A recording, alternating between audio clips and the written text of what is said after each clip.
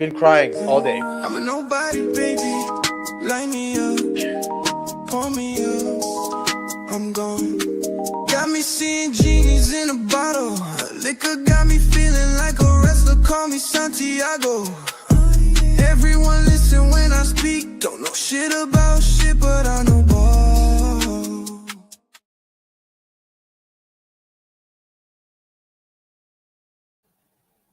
What's up? What's up? What's up, everybody? And welcome to Two Nobodies with a Mic.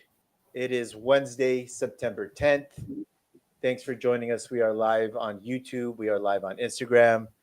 Um, Let me go through the intros first. First, we have Eddie Money in the center, executive producer. What up, man? How's What's, life? what's up, man? Yeah. I don't know if your mic is working. You have a weird echo. And then we have Rafa, the guru, the one who knows all, sees all, and How you is doing? gonna give us a bunch of information. How's life, Rafa? Everything okay? It's going, brother. I hear you, man. So let's just get into it right away, guys. I I reached out to these two gentlemen. I said, guys, I understand if you don't want to do the show today. Uh, I got home early from work, and we were in a group chat. You know, Charlie Kirk was politically assassinated today, and it's been a rough day. It's been a extremely emotional day, and trying to prepare for the show. It's been difficult, but what's up, Rick Flores? But we decided, we want to come on. We want to talk about it. We're not a political show by any means. Rafa has a political show, Yappin Podcast, and I'm sure he's gonna touch on this and probably could do a whole show on this. But we wanted to talk about it, and by no means am I the person to eulogize Charlie Kirk, right? Like I, I, not a political person. I used to be, and decided not to be. Um, but if you're on social media, you know who Charlie Kirk is. Um, and for me, I always enjoyed the posts and his content because he always seemed very level headed and what his whole platform was going around the country and debating young college students, and I think it was called "Prove Me Wrong," and I'm all about that. That's what this show is about, everyone. We get hammered on our takes. Rafa gives picks. We get a ton of negativity, but we're okay with it. We do the show to show people that debate is healthy, different points of view are healthy, and I think that's why I respected Charlie Kirk so much. Is that and Rafa could tell you, I'm sure he knows more about him than I, but he never was disrespectful. He always brought the tone down. If someone started yelling at him, he was always, "Why are you yelling? I'm right here," or "Why are you so upset? I'm not upset." You know, I love that about him. I love that he always gave the goat debate, MJ LeBron. Dude McBoob. Um, what does dude have to say? So do I What? think we're all fans of freedom of speech, so should I have the five phrases I certainly won't use today? Yeah, man. Tough day for the freedom of speech, right? And I'm not going to go too long, but and I know Rafa feels very passionate about this, being Cuban and being able to speak freely in America is what I love about America, and you should too. And for anyone who is reveling or enjoying or celebrating today, I have a hard time believing that you love America. I'd much rather you go to Cuba where you can't speak, or China or Iran or Russia where you don't have the freedom to do what we're doing right now. We're two nobodies. We named the show that because we are nobody. We're the average guy, that loves sports, and we're able to come across the airwaves all over the United States. I mean, we have people in Australia, people all over the world that listens to us, which is crazy. But that is the beauty of America. And today is a very, very sad day for America. Um, and I thought it was important for us to come on because Rafa and I do not agree on a ton of shit, right? MJ, LeBron, Jeter, great or average? Mahomes or Brady? We're on opposite sides of all that. But I love you, Rafa, because we get heated, but we understand that respect and violence and anger is never acceptable or a solution. And Rafa, I know you're a staunch person on violence is never the answer. So I'll hand it over to you, man. And that's why it was important for us to be on today. Man. Yeah, no, you know how I am because I felt, when the Jason Kelsey thing and the guy got in his Yeah. face and he pushed him Yeah. for no reason, like that's just like words don't fucking mean shit. Like they don't hurt you, or they shouldn't, anyways. And we saw it this weekend in a lot of these games. The Rams fans with the Texans fan. Yeah. It's ridiculous. Like you can disagree on a team, like another team. There's no reason to fucking hit somebody or take fucking aggressive action. In this case, you killed someone because you don't agree with their political views. You don't agree is ridiculous.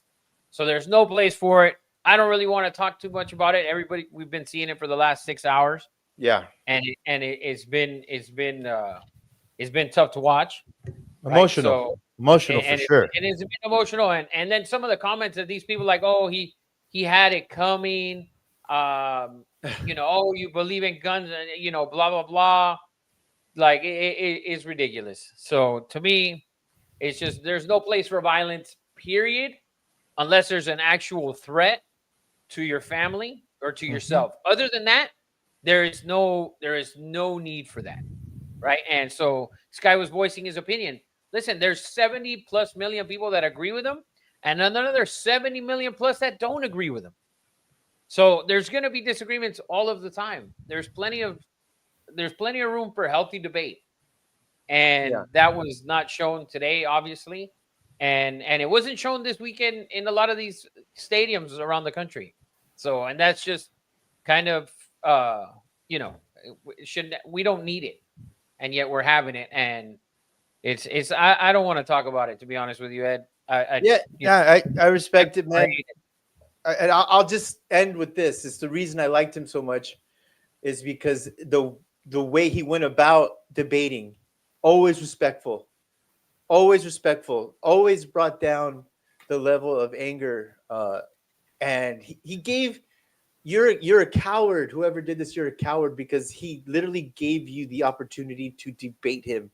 He handed everyone who ever wanted to come and debate him on his views, which that's what we're about. We're about talking shit respectfully.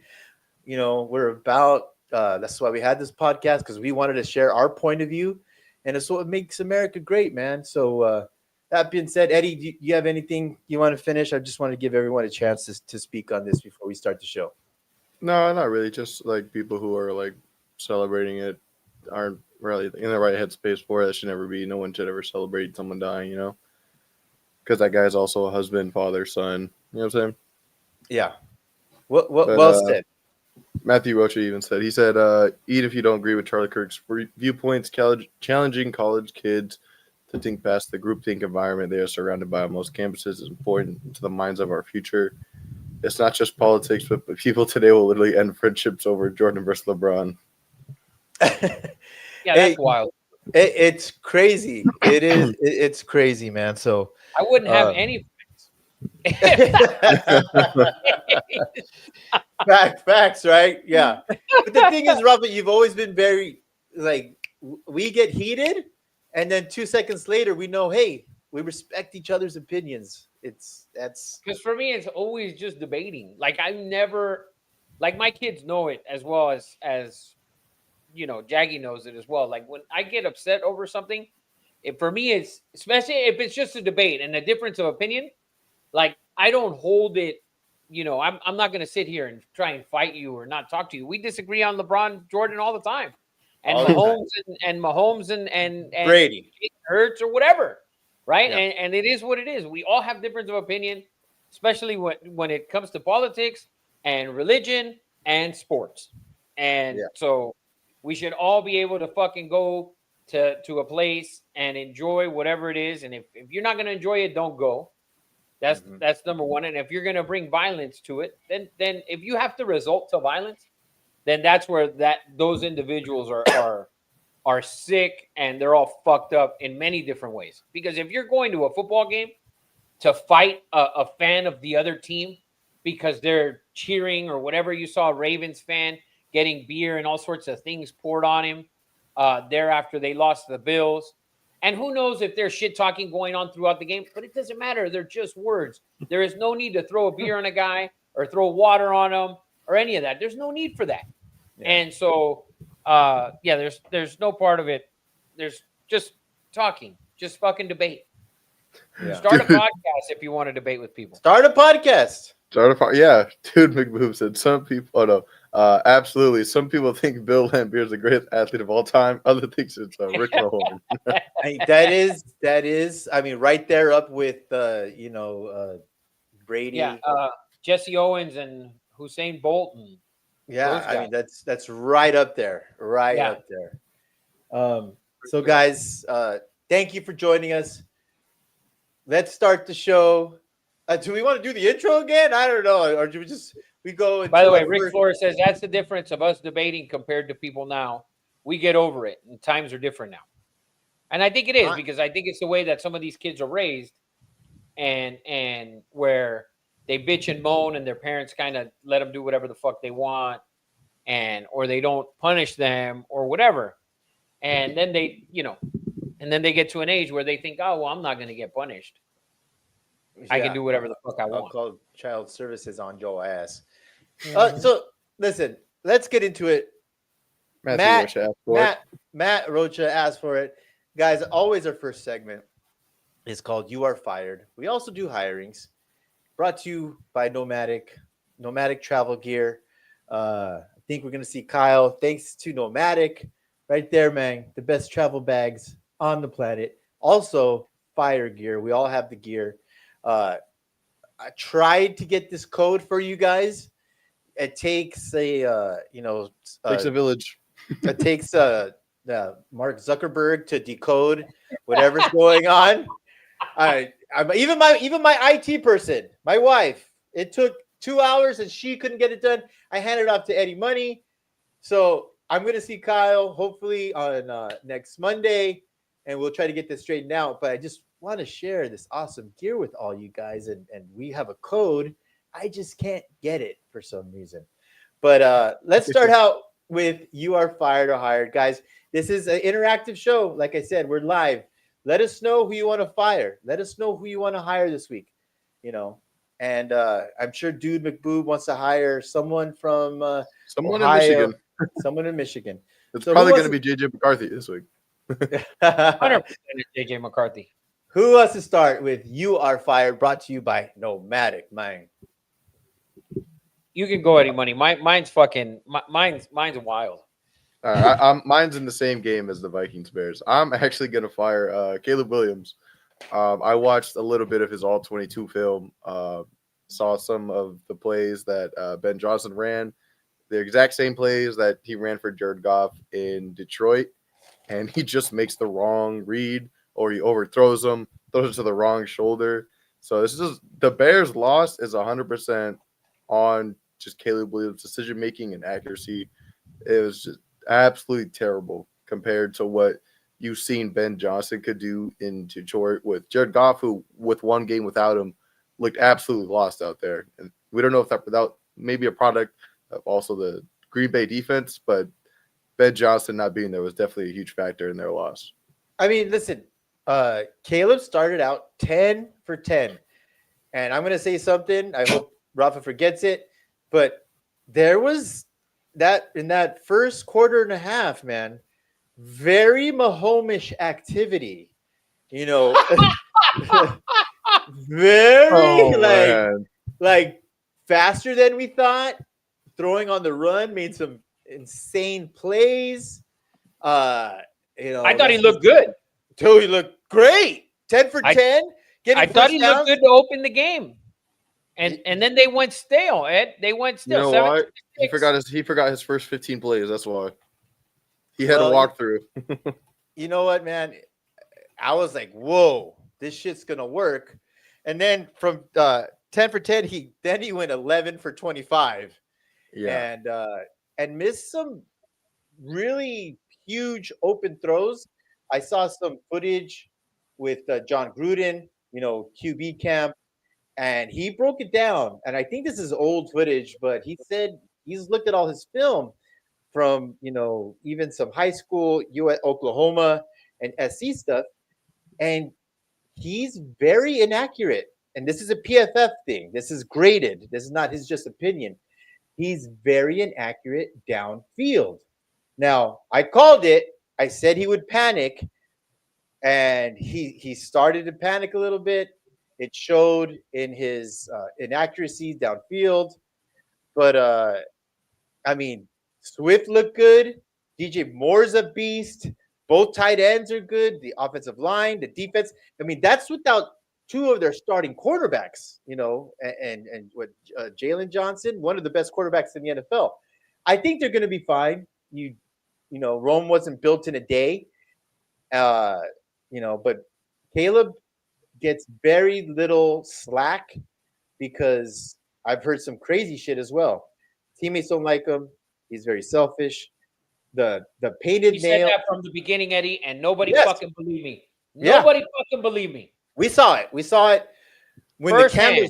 the cameras weren't on him. We watched him. We saw him in the Pac-12 championship game in Vegas, Utah, versus SC.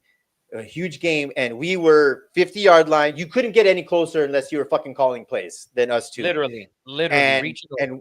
and we saw his body language. He wasn't sitting on the right side of the field on the bike. I tried to make excuses for him, but Rob was like, I don't like this guy's body language.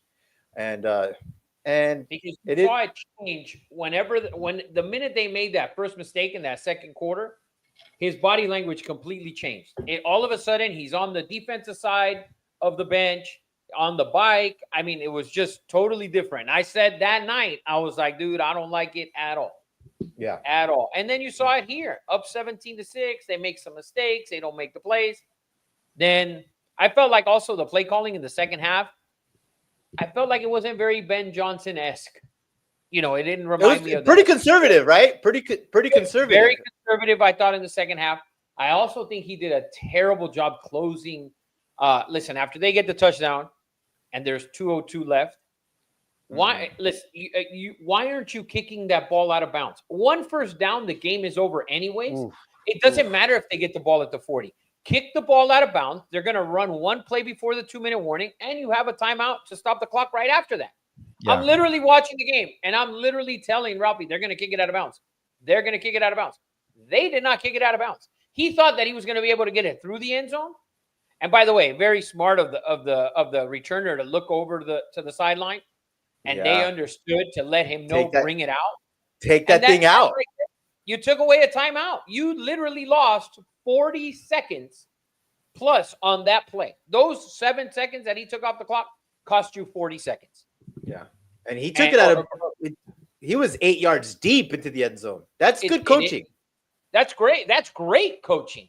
And smart by the player to look over and understand, and smart by the coaches to prepare the kick returner for him to understand, hey, you're going to look at us because we want to bring this thing out if, whatever. And because it didn't matter. They could have started that drive on the fucking 6-yard line. It didn't fucking matter. It was going to happen already where they were going to get the ball with fucking no time on the clock. And sure enough, you saw it. 10-4. Who's out there in YouTube and Instagram. Any firings from them? Any money? You want to get Oh, their if fire you do rings all out of there? Matthew Rocha's fucking all of fired. Matthew Rocha's firings, we're gonna be here an hour. Is he He like has like 5. I'll go over Doofig Boom real quick. He said, "Congratulations to JJ McCarthy for defying the CIA's Operation Low 5. It wasn't a coincidence that Rump sent the National Guard into Chicago just before he makes his NFL oh debut. damn. Won anyway." Well, point. if the National Guard would have got to Chicago, then definitely JJ wouldn't have won. But they weren't there, which is why JJ won. So, And then but, I'll quick fire some of Matthew Rocha's firings. Fire Nico, lost with UCLA to UNLV. He said, good thing Tennessee didn't pay him. Fire Josh McDaniels. Fire Bill Napier and the UF Gators. Also, USF Water Buffaloes are my G5 right now, group of 5. Fire Jim Harbaugh for shitting his pants, and fire Bryce Young. I like him this hiring, though. I don't know who this is. Rick Flores says he wants to hire Eddie Money, me for my Frank Poncherello. You don't know who that Poncherello is. hair?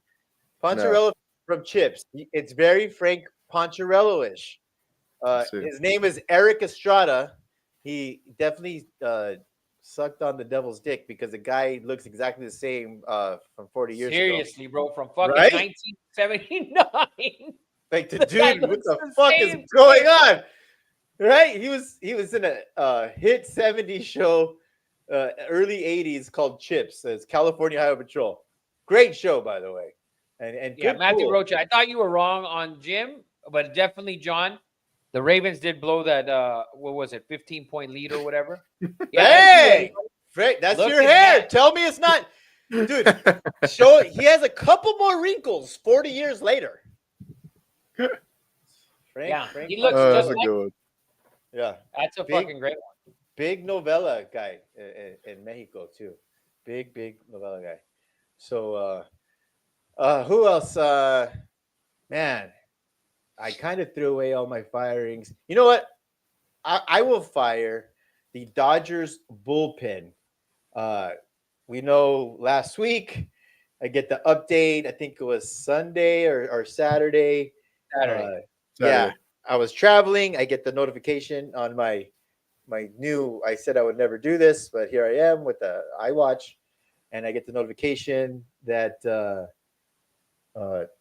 there's a no hitter going on with the Dodgers with Yamamoto, and he was 1 out away from a no hitter. I forget who hits the home run. They pull him, put in Tanner Scott. Everyone knew what was going to happen, and it goes from one of the best games to maybe the worst loss in maybe Dodger history. I mean, I can't think of another one. There's been a lot, right? Oh, But this was disgusting and is a microcosm of the entire season and how bad the bullpen has been for the Los Angeles Dodgers. I'm going to fire that bullpen, man. Starting pitching, by the way, unbelievable. lights out. Unbelievable. I don't But know Eddie, what that's a great sign going into the playoffs because it you is. have the starters. The starters have been phenomenal, all 5 of them, right? So now when you're going in to you're only going to use 3 starters in the playoffs. Dude McBoom said, I don't know who hit the home run. I didn't even watch the game, but I'm sure he was from Michigan. Fucking God. It I was know. Jackson Holiday who hit the homer. That's right. Jackson Holiday from Baltimore. Baltimore, But pretty Eddie, close. going in, right? I mean, listen, Glasnow's been good. Blake Snell's been good. Yamamoto's been fucking phenomenal. Kershaw's been great. Kershaw's been fucking great. So listen, one of those guys is going to go to the bullpen, right? So that bullpen's going to get a lot of help come the playoffs. And as of right now, who goes to the bullpen?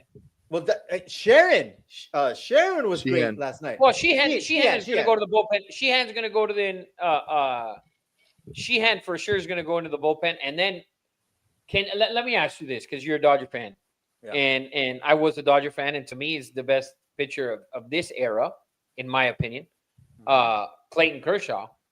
As a Dodger fan, Mhm. would you mind seeing Clayton Kershaw come out of the bullpen in the playoffs? I think As good as he's been, because he's been good. Last year, he wasn't as yeah. good as he's been this year. Listen, we did this, right? We talked about Kershaw at the beginning of the season. We're like, this is his farewell, goodbye. He got the, the thank you for being here, Yeah, all-star the All-Star game start. nod.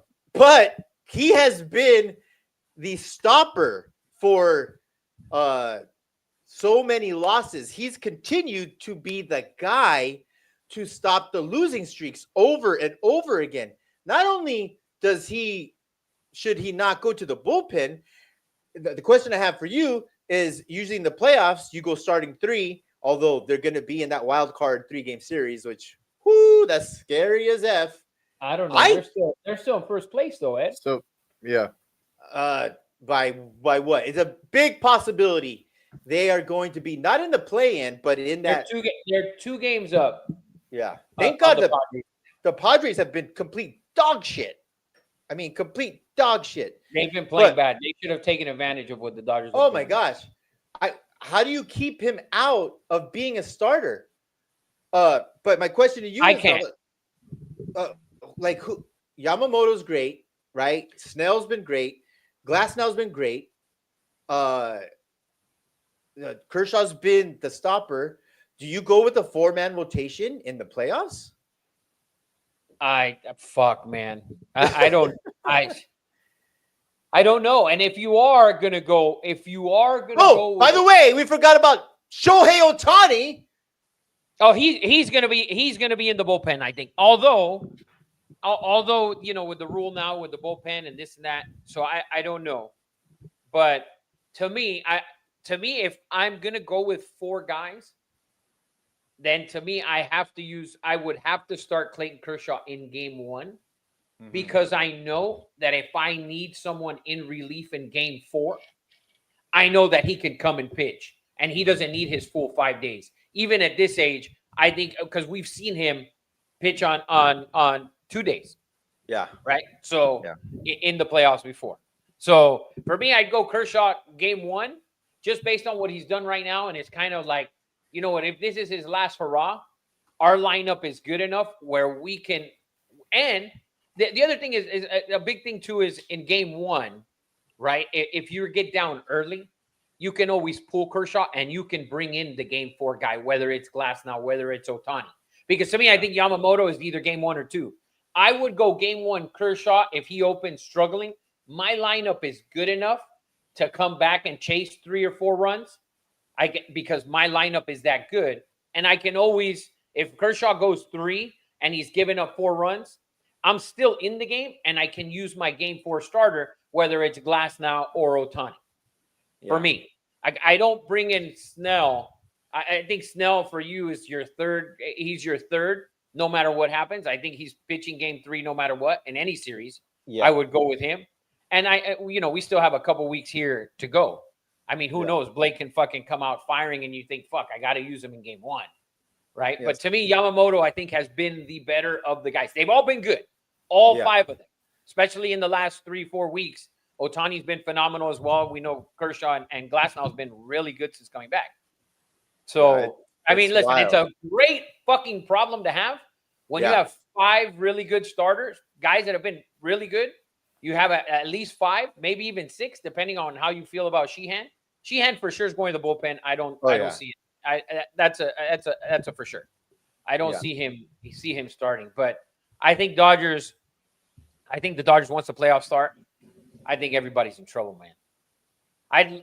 I'm excited because I like the Phillies staff, and so, but I think it's gonna be fucking great, and we got like 3 weeks left, and it's gonna be fucking awesome. It's gonna be great. I mean, it's been all pitching lately, right? Snell, although losing record, I even looked at his ERA. It's 3.11. Oh no, Blake's gonna do his thing. Yeah. So Blake's gonna do his thing. Listen, managing this team has never been more important ever. You can't play favorites. There's too much on the line, and it's not about you did this last year. It's about what are you going to do. So we'll see how it goes, man. But definitely the Dodger bullpen deserves to be fired. And it's crazy, man. It's such a tough job, right? To come in and close these games. It's it's just wild. So that's my firing. Dodger bullpen approved. I'm And hiring this week. oh, look at I'm that. hiring. Oh, It's gonna be a race. It's gonna be a touchy subject. But listen, Must everybody, NFL, I've said it for 2 seasons, and people can say whatever the fuck they want. They're Mhm. feeding us black quarterbacks, black quarterbacks nonstop. You saw the post. Eddie posted it. 16 Yeah, black quarterbacks to start this week. By the yes. way, white dudes against black dudes, white quarterbacks hiring white quarterbacks this week. 8-2, 8-2 against black quarterbacks. This The only is two black quarterbacks to get wins were Geno Smith and Jordan Love. That was it. Yee. Shout out to Everyone Gino, else- baby. By the way, that's when they faced another. That's when they went against a white quarterback, because we did have Jalen Hurts beat Dak Prescott, Dak, yes. right? So, but 8-2 whites against blacks, and so I'm just hiring the white quarterbacks, bro, who have been forgotten about over the last handful of seasons. We just kind of throw them off to the side. Joe Burrow, fuck it, to the side. Josh Allen, we're just throwing them away. So I'm hiring the white quarterbacks this week. Shout out to them. Good shit. Shout out to the white quarterbacks, man. You got to show everyone love. We are a open society and love all races, and white quarterbacks don't get enough credit nowadays. And the proof is in the pudding in the NFL, at least. And don't be talking shit either, because Busting with the Boys do a white versus black all-star team. So we are completely and we're Puerto Rican, Cuban, Mexican. We are the rainbow. We have more right to talk about white and black than any podcast on this planet. We are, butter pecan, man. Butter By pecan. the way, butter pecan. butter pecan. I like that. I like that. Butter pecan. By the way, That's real right. quick, since we didn't talk about it, and you had mentioned it earlier in our big group chat about Ryan Clark. Listen, everyone knows, if you watch his show week after week after week, you know that I dislike Ryan Clark because I think that he's a race baiting asshole.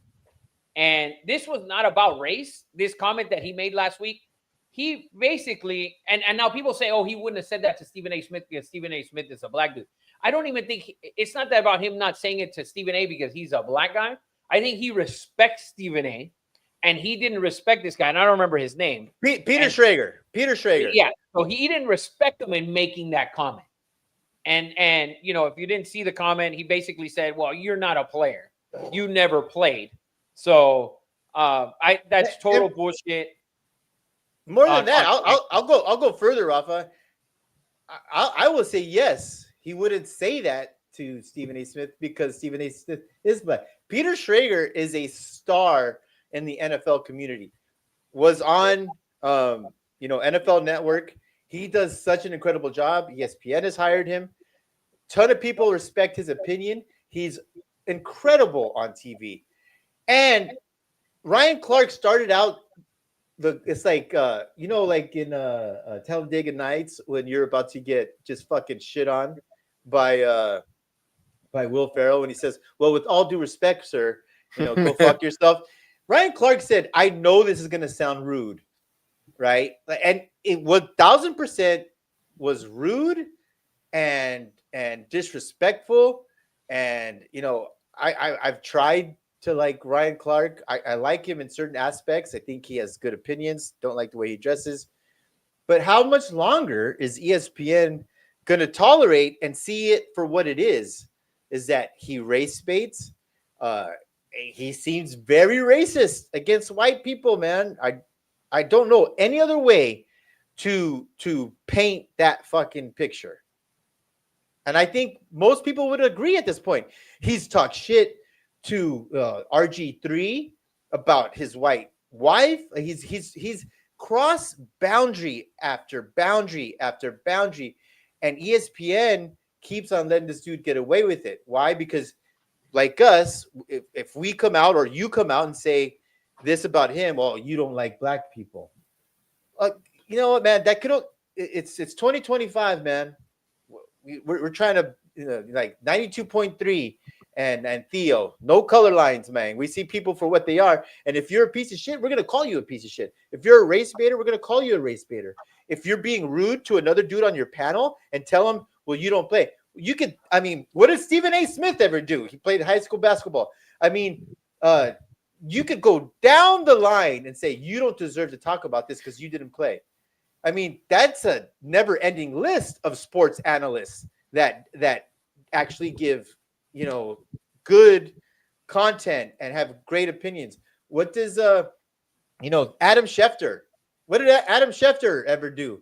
He's one of the most respected people in football with his opinions and his reporting. Are you going to tell John Adam Clayton, Schefter? rest in John, peace. yeah, John Clayton. We can go on with coaches, coaches great coaches who have never played at the highest levels. So, I'm not sure how much longer Ryan Clark is gonna. He needs to come out and fucking apologize, and maybe that might save his job, or maybe he just feels like ESPN's never gonna fucking fire him because the ESPN will look racist. But at this point, it's very clear and obvious that he is what he is.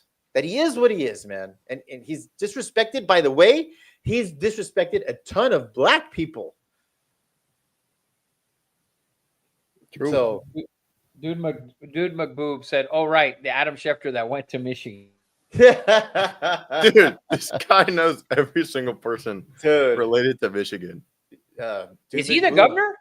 I was gonna say he should be the governor. Welcome, governor. So, no, that's a great hiring, great fire. That's you're fired, you're hired. Brought to you by Nomadic, best try. Life on the move, man. Life on the move. Go www.nomatic.com, and I promise you will not be disappointed. And I'm working on that freaking code for everybody because the gear is fire. So that is that. Eddie Money, what's next on the docket, partner? All right, going into NFL Week 2, we'll kind of do the recaps as we go through each game. That way, we don't stick on the recap a little too long. Because we all know we could talk last week or any week of football for hours. 3 hours. We could do a recap for 3 hours, especially on coaches. But starting off tomorrow night, we got the Redskins going into Green Bay. Packers are favored by 3.5 with over under 48.5. Packers looked really good against the Lions. Redskins looked a little better towards the end of the game against the Giants, but also Giants are pretty decent on defense. So how do you guys see this game going? Let me say this first. Thursday night game, a lot of power rankings came out. People have Packers as number 1. Jordan Love looked great. They didn't run the ball very good with Josh Jacobs. But before I give my opinion, I just want to say that Christian Watson, who's coming off a knee injury, was extended today. He's not even playing football and might not play football for the next 3 or 4 weeks. And a class organization extended Christian Watson, right, today, injured. This sends a message to the whole entire league. It's very risky to me, but I think they did it as a message. Come to the Packers. We appreciate you. We respect you. We respect your sacrifice. I just thought, whoa, that is a shot fired. Obviously, to any Dallas fans, like, hey, come over to the green and white or green and yellow. But to the whole league, to give a dude an extension coming off a knee injury and is not going to play for you for 3 or 4 weeks, I don't know if it's the smartest move on the planet, but it is a statement to and don't think all the players in the league, in the NFLPA, didn't say, damn, I want to go play in Green Bay, in that little neighborhood for that organization, because that I just had to get that out there. Now we can continue on with the evaluation. Rafa, the guru, how do you see this? I had to give him a shout out. It's wild, right? That's pretty crazy.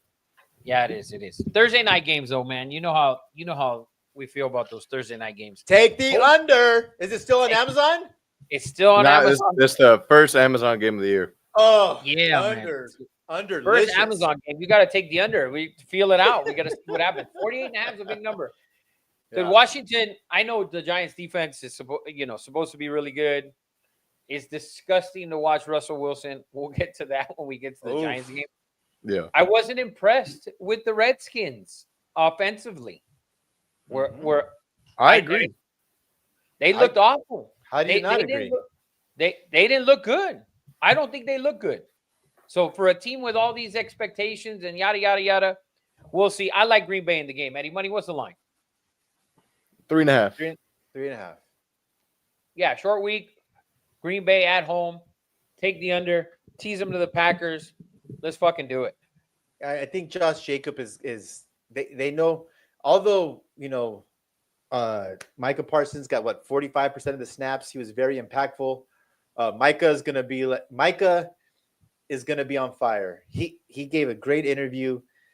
He wants to put the past behind him. He feels appreciated, and he's gonna show out. Micah Parsons is a motivated monster right now. He was already a monster already, but when you get a guy trying to show everyone that they didn't make a mistake, that it was worth the 2 first-round picks, Micah's going to be a problem.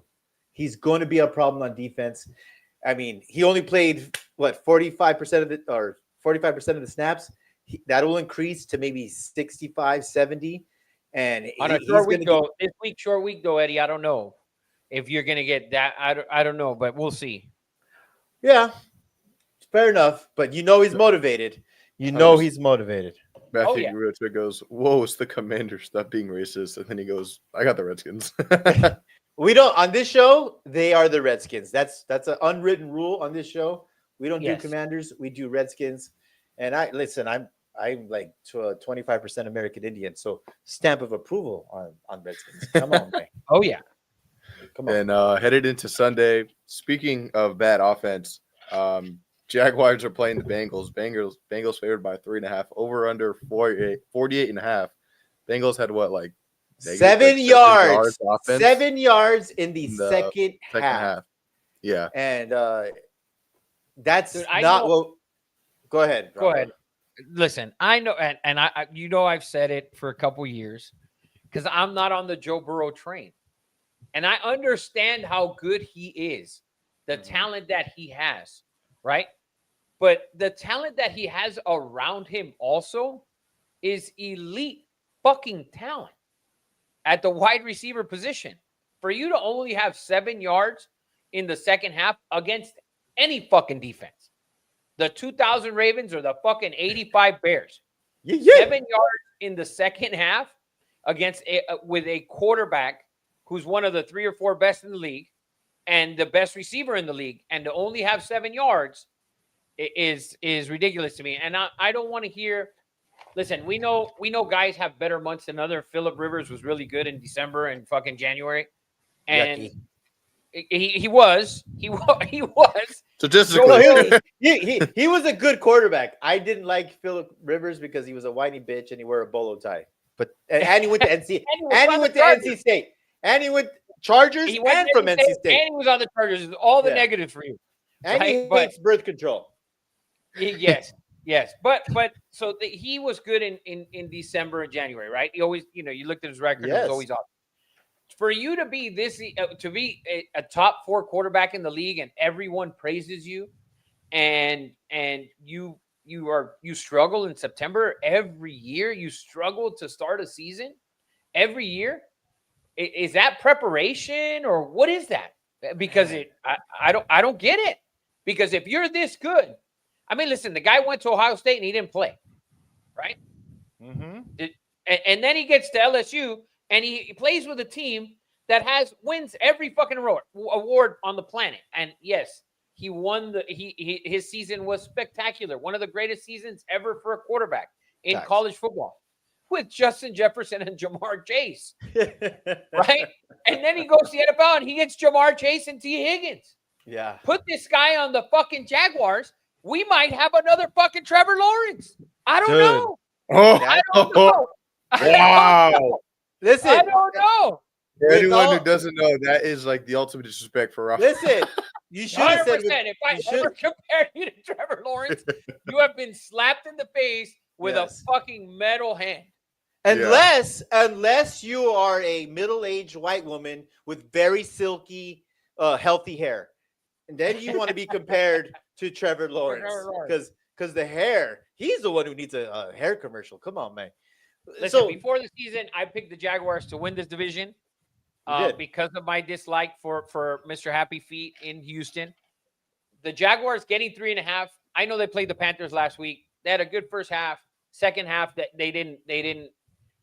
I felt like they kind of stopped. They should have put the fuck to the Panthers completely in that second half. They didn't. It's not that the game was close, but you felt like the offense could have scored another touchdown or two. That was my opinion. The Jaguars getting 3.5 with Burrow's struggles. I know they're at home. He struggled in week 1 already. We know what he does in September. I would lean towards the Jags, and you know how much I dislike Trevor Lawrence. Yeah. I would lean towards the Jags with 3.5. Well, reports have already come out. Travis Hunter only played 6 snaps on defense. They've already come out and said that's not what we're going to do. He is going to play a lot more snaps. Now you're playing. I mean, I don't think they're going to put him out on the edges. I think they're going to put him in the slot but that doesn't mean you're moving. I mean, that's when you get T. Higgins, Jamar Chase moving into the slot. That matchup, we're going to see that matchup. We're going to see Travis Hunter v. T. Higgins and Jamar Chase. Jamar Chase, my first pick in the draft, 4 points. Come on, man. We're not making it about my fantasy team, but I mean, my goodness. That being said, and don't disrespect the Browns defense. I mean, 7 yards, insane. But my boy from Santa Clarita, Carson Swessinger, put a green dot on his helmet. The first pick in the second round out of UCLA, a walk-on, by the way, is that dude. I wanted to watch that game again today, and then today happened, so I didn't get a chance because I really want to watch film on him. To give a rookie middle linebacker the green dot, that is insane. And Carson, I think, is going to be, like I told you guys before, he is going to be another Luke Kuechly, and he might be a little bit faster. He might be a little bit bigger. But I'm standing on business when I say that. Carson Swessinger is going to be an elite middle linebacker in this league. And because 1,000%. I know his makeup, I know his family, I coach his older brother. I know the makeup of that family, and he has talent as well. So shout out to them. But no excuses for 7 yards in the second half. That is for Joe Burrow and those two receivers. You have Chase Brown at running back. You have a good tight end. You have a good third receiver from Princeton. It doesn't make any sense, man. I would also take the Jags, but don't listen to me. Listen to the guru. Let's go, I Jags. heard of mine. Next game, we got Patriots going into Miami to play the Dolphins. Dolphins favored by 1, over under 43. Tua looked absolutely trash out there. And Eddie brought up a good point. How long till Mike McDaniels is on the hot seat? Or Brofeld also brought that up before, too. The hot seat. That shit is fucking sizzling, man. Dude, bro, that shit Like is on fajita fire. sizzling? He cannot start 0-4, whatever. Dude, they looked horrible. Like they did. I was saying it throughout the game. They didn't look like they wanted to play. Like they literally didn't look like they wanted to play for him at all. It looked awful. It really did. And he's got to go. Besides the fact that Tua was horrible, he's got to go. I've said this like 20 times on this show. This is why McDaniels and Josh McDaniels also, to be an NFL head coach, you have to be authentic. And I'm not sure if McDaniels is authentic or not, but I know this for a fact, is that the team does not respect him. The horrible gold watch, the tags on the shoes. I'm not saying Those are he's off not a. whites. Those are off whites. Those you Okay, can't Those say okay, belong on the shoe, Eddie. those oh, belong okay, on the shoe. okay, yeah. I'm never doing that. If I have off whites, if I have If you eggshell cut white. if you cut the tag, you lose the value of the shoe. Okay, well, the fact that he's wearing off whites, and what kind of watch is that, anyways? Is it a I didn't see it. Breitling? I Oh, didn't see it. he's been wearing it for 3 years. Same fucking watch. Pull it up, Eddie Money. The Mike McDaniel's horrible gold watch. It looks like a chronograph. It's not a Rolex. It better, I don't know what it is. But anyways, the point is, they're panning to Tyreek Hill, bitching. Tua not looking well. Rafa, I hate to call you out, but did you not fucking pick Miami to go to the playoffs this year? I did 1,000%. I thought Okay, they I start thought off so. fucking 3-1. 1,000%. I put them in. I'm not gonna fucking deny it. But after Okay, watching them in week 1, God, they look fucking disgusting. Yeah, They look disgusting. they don't respect him, man. And No, there's no respect there. And not naming Tyreek Hill a captain, we thought might help them, might change the locker room. It actually might have made it worse because he's You're arguably right. the best player on the team, the most accomplished player on the team. And you removed him from that captain spot. He's got all sorts of shit off the field, which is probably why they did it. The other thing why I think they did it was they probably know. We said it last week, and now you see it all over the place. Don't say it, Robert. Don't say it. And it's going to end up. If I guarantee you, if they lose the next 2 weeks, and or they keep looking this bad, and they're not, 2-1 or 3-1 or 2-2 after 4 games, or 3-2 after 5, dude, the Chiefs need a receiver. Listen, They need a receiver. They better. Well, sure, you ain't lying. They better drop free birth control over the whole state of Missouri, because if that happens, like what's his name, the comedian Tracy fucking not Tracy Murray. That's a Tracy Morgan. Tracy Morgan. He's about to get everyone pregnant up in that bitch.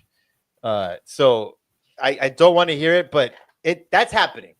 We can both agree that he is going to be in a Kansas City uniform, and even worse, because it'll come off. If I'm him, I'm toxic. I'm speeding through Miami.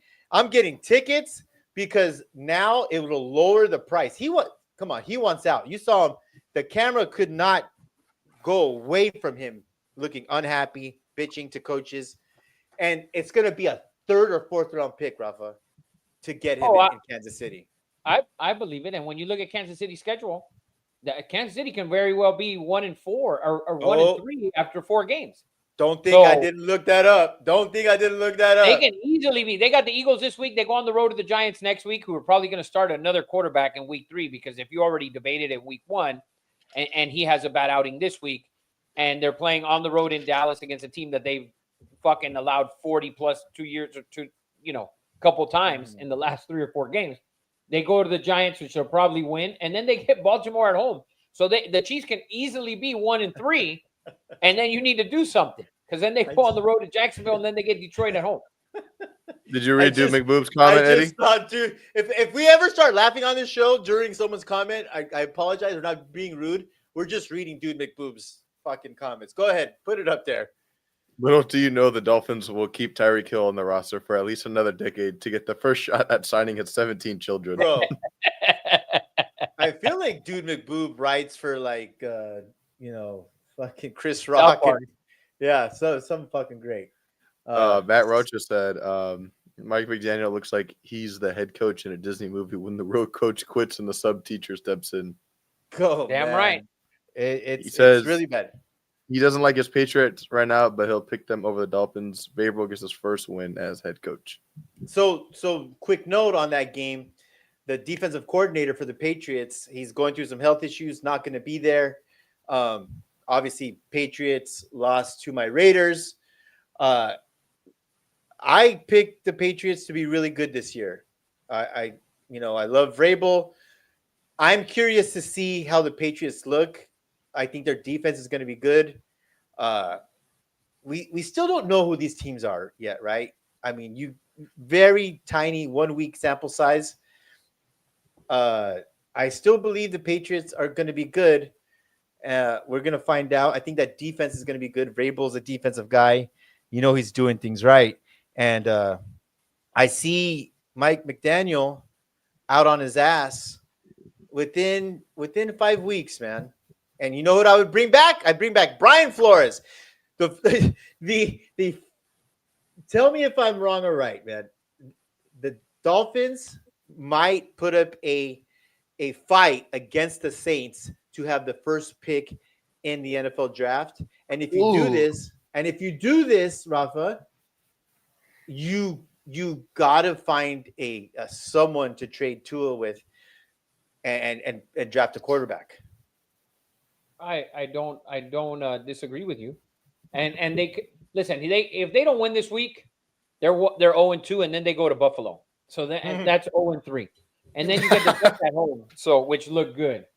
So, I mean, it's not looking good. not looking good.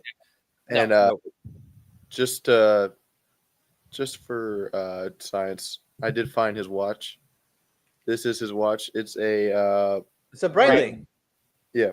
But he wears a gold ugly band. That actually looks good. He wears it with a gold sort of like Jubilee band, and it's garbage. That actually looks nice with the black leather band. Very elegant. Very elegante. Yeah, I would rock that shit all day with that black band. But the gold looks cheesy. We are watch aficionados. By the way, let's talk about the Patriots. How bad did they look? Bad. Listen, they were up at halftime. TreVeyon Henderson didn't get the looks, and I get it. Stevenson, a dude, a veteran. You just can't give TreVeyon Henderson the keys to the backfield yet. But he's the more explosive guy, and I'll say this, and I don't want to go into the Raiders too much. Geno Smith was throwing out of a phone booth. They were inches away every play from getting to Geno. And I'm not sure yet if the Raiders O-line is bad, which there's plenty of evidence because Ascingenti had 38 yards rushing. I'll get into that later. Okay. Okay. Oh, so good. Oh, it has to be a McBoob comment. I'm not that funny. No, Ashton Genty is 1,000% why I'm laughing. Oh yeah, I have it better. You want to hear the punchline? You want to hear the punchline? No, let's get to it. We'll get to it when we get to the Raiders. That's the last game of Monday night. Yeah, last game of the night. Okay. I'll let it go then. Yeah, no, they don't look very good. I'll leave it at that. Dude McBoob though. He said Tua would have done better if he didn't get a concussion getting in his car, then another putting in park, then another opening the door. Concussions are not funny, dude McBoob. Oh, They're my. not funny. They're not funny, but Jesus Christ. That was a funny comment, though. That was a funny Tua comment. Awful. Yeah. And getting paid, too. So you guys would both take the Patriots in this one? Yeah. Not me. I can never take the Patriots. After watching last week what Drake May did, I know he had 280-something yards. I was against not a very good secondary, but Miami looks awful as well. This is a disgusting game that if you watch, Matthew Roach is probably going to be the only one watching. If you watch it, you should be disgusted. Yeah, him and Dave Portnoy will also be watching. Oh, yeah. All of Barstool. Yeah. Next up, we have a in-division game. Giants going into Dallas, play the Cowboys. Cowboys favored by 6, over under 44. Dak looked really good in the opener against the Eagles. I'm not going to lie. Dak looked really, really good. Phenomenal. We called it. We said it, that take the 8.5. We said it, that the Phillies defensive backfield is young and old at the same time. You have a Dory Jackson who got a job last second out of Gardena Serra and USC. Got love for Dory, but he is like not on the backside of his career. He's like way down the fucking Heels. road. Yeah. So that that being said, the Giants looked horrific. Okay, looked horrific. I've never been since I was a Russ guy until he went to Denver. Looked horrible at Denver. He threw for 46 completion percentage, Rafa. 46% with 168 yards, a pick. Russ, we called it. The defense was still good, but my prediction is let Russ play for 4 games like he let Fields win with Pittsburgh and then replaced Fields in Pittsburgh. So give him 4 games, let him know how it feels like, but actually Fields won. You're not going to win. Offense looked horrible. And Dable, if he wants to save his job, man, because the Giants defense, you can't waste that defense. Jackson Dart is chomping at the bit, but I would wait. I would still wait 3 or 4 games.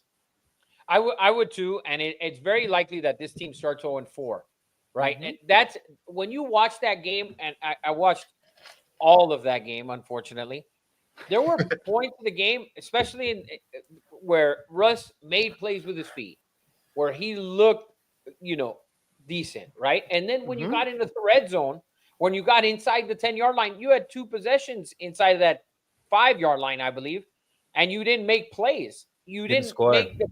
because if you could have scored there, it's a whole different outcome. And now people are talking about you differently, and there's no debate where Dable doesn't need to come out and say, "Oh yeah, we're sticking with QB1 after week 1." Because now you're going on the road to Dallas, and then you get the Chiefs and the Chargers right after that, both home games, right? But it's also daunting on a defense to stop a quarterback of Jaden Daniels' caliber, right? And you pretty much kind of held them in check. If we look at the numbers from last week, Daniels had 233 yards. Completion percentage is, not terrible, but it wasn't great.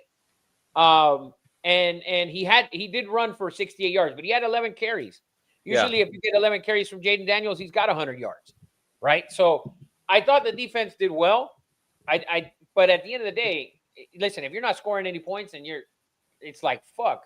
The defense gets to a point where you're like, Jesus Christ. It doesn't matter what we do. We're not going to put up fucking any points. And those red zone opportunities, those inside of the 10, inside of the 5-yard lines and not coming away with any points, and then having the defense go back out there and you're not really rewarding your team by getting any fucking points, and that defense is brutal for them. Let's not forget. If that happens this week against Dallas, Russ can basically kiss the shit goodbye. And listen, the ownership, the Mara family, to add insult to injury, you saw Daniel Jones look like fucking prime Tom Brady, right? And if you're the Maras, you're like, well, hold on, Dable. I thought you were this quarterback genius. Maybe you weren't a genius in Buffalo. Maybe Josh Allen is just that dude. And so Dable has to be shitting his pants because you look what, obviously Russ did, and now you see what Daniel Jones did against a horrible Miami team. You're like, hold on. Maybe it was you. Maybe you're not the quarterback guru that everyone thought you were. Maybe you didn't build Josh Allen. So everything's always related, right? It's easy for the Giants, so Eddie. If you look at it, for Mara and for the GM and listen, if they start 0-4, it's easy. You fire the coach, the new coach is going to come in and bring in Jackson Dart, and there you go. 0-4, we're bringing in the rookie, we're bringing in another coach, and call it a fucking day. And that's it. And you move on. And you see what you have. And obviously, he's a first-round pick. You waste a first-round pick in a quarterback. So you know you're going to have something. Malik Neighbors also on the sideline arguing with Dable. First game of the season, your second-year receiver. It's always the LSU kids. Yes, it was obviously. It's never the Ohio State kids. That's all I'm saying. It was worse than arguing. If you saw the moment, like Dable was trying to give him a high five, and he just disrespected him and ignored him. But yeah, and it's totally disrespectful when the best player on your offense Doesn't is doing that to doesn't the head coach. respect you. And Yeah. and do you not give Jameis? Listen, very few teams in the league are carrying 3 quarterbacks. Do you not go Jameis week 3 and then Jackson? I mean, you could listen. 0-2. It depends on what happens this week, obviously, right? And if your offense doesn't look good this week against the Cowboys, and I know it's on the road, Dallas defense looked really, really good in that second half. Really good in the second half against the Eagles. Yeah. I know there was a weather delay and this and that, but in the second half, they they only allowed 3 points. So they looked really good there in that second half. So if that defense, that second half defense shows up against this Giants team this week, and Russ doesn't score any points, I mean, listen, 10 points this week is not going to cut it for you to keep your job. You're right. You could go No. Jameis against the Chiefs in week 3, and then if he struggles, then in week 4 you throw him out there one more time. If he struggles, then you fire the coach, you bench the quarterback, you bring in the rookie, and the rookie gets a start against the Saints, gets a chance to look good and get a dub on there. There you go, man. There you go. I love that. I love Jameis Winston. I just want to see him eat all those fucking W's again. Yeah, I like Jameis Winston as well. He's a great fucking character. Yes. Who would you guys pick on to cover? That's Rafa's job. I like Dallas. I like Duh. Yeah, no shit, right? Zach, No, I like that. Because the Giants' offense just No, looks so you bad. like the Giants too. I like the Giants too. I just that defense that offense looks so bad, and then to now go into Dallas, and there was already the talk of maybe benching the quarterback, and the head coach had to come out and say it. You know how that New York media is. The receivers already unhappy after 1 week. And Dallas can they played a great game. They're on whatever it is, 10-day rest coming in. CeeDee Lamb up until that, the couple of drops, he had 110 yards receiving. Pickens had some opportunities. So Dallas, Javonte Williams had some scores, and he got some opportunities as well. So I like Dallas to win that game and to cover. Fuck. I don't know if we could fucking read McBoob's fucking Yeah. comments. Jesus, Rick he's so Forrest, funny. though, he said anybody needs to start eating more grandma cookies to get some Soul Glow curls. No, there you go. Give me that so glue. gotta Peter love it. Murphy, he said, Giants, baby, New York, stand up. Give me Listen, some more Scatterboo. I How long, was how a long big- before Scatterboo? That man plays with only his head, physically, Bro, not mentally. I was a big advocate here, cheering on the Giants before the season started. But after watching what I saw last week, that offense, it just looks horrendous. Horrendous. Yeah. And it's not like you played a fucking phenomenal Redskins defense. You played a fucking one of the oldest teams in the league on Yeah. defense, I believe. Like, Yeah. come on. Come on, man. So, yeah, do it, lady. Dude said, speaking of New York being broken, superior Detroit Tigers 11, Yankees 1. Oh Listen, Mr. McBoob, you correct me if I'm wrong. Mr. But some- McBoob. Yeah, something's going on in Detroit. I saw some fines or sanctions that the Detroit Tigers did something illegal. I just saw it right before I came on. Came on the show. I don't know what it was. The I good don't know thing is what- about pro sports that even if you sanction them, they still get to make the playoffs. Yes. All right. Another New York- individual game we got coming up with the largest spread of the week. Browns heading into Baltimore. Ravens minus 11.5. Over under 45. Dude. Listen, I still stand, and I know they lost a game they shouldn't have lost. I still stand as that is the best team in the league. Like, you're gonna tell me that team and I know you got to finish, but we understand that. But for 55 minutes, they were the best team in the league, no doubt about it. They didn't close. They fucked up. And how can the best team in the league allow 41 points on defense? That's a problem. That's something they got to fix. And so I think they will. The Browns on the road, we know the defense a couple of years ago was really good at home, really bad on the road. So the defense didn't travel well.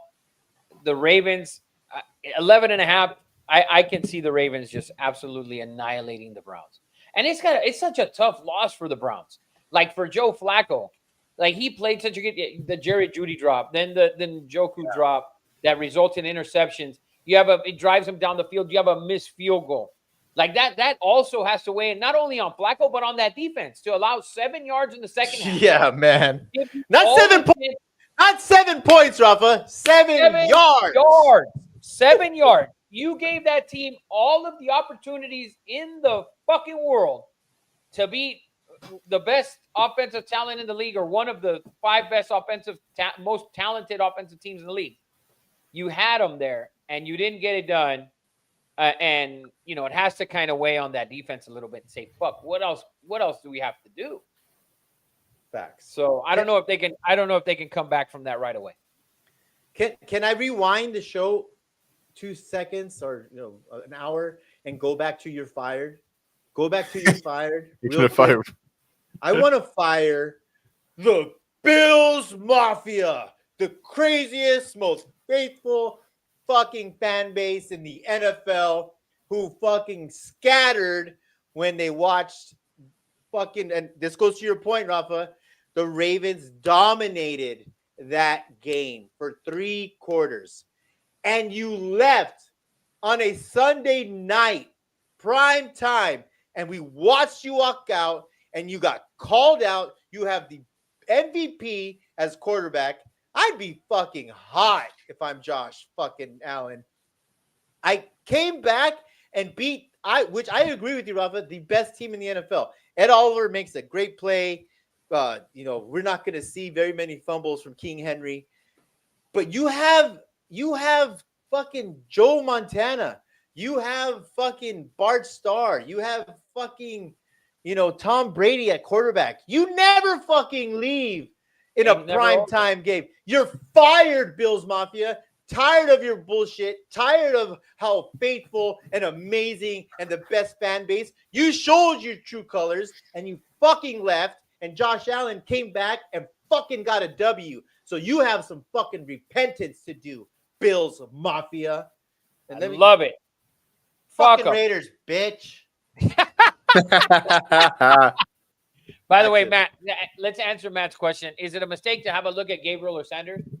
I'll tell you why it's a mistake after last week's game. Because Flacco put you in the position to win. Yeah. He led the field.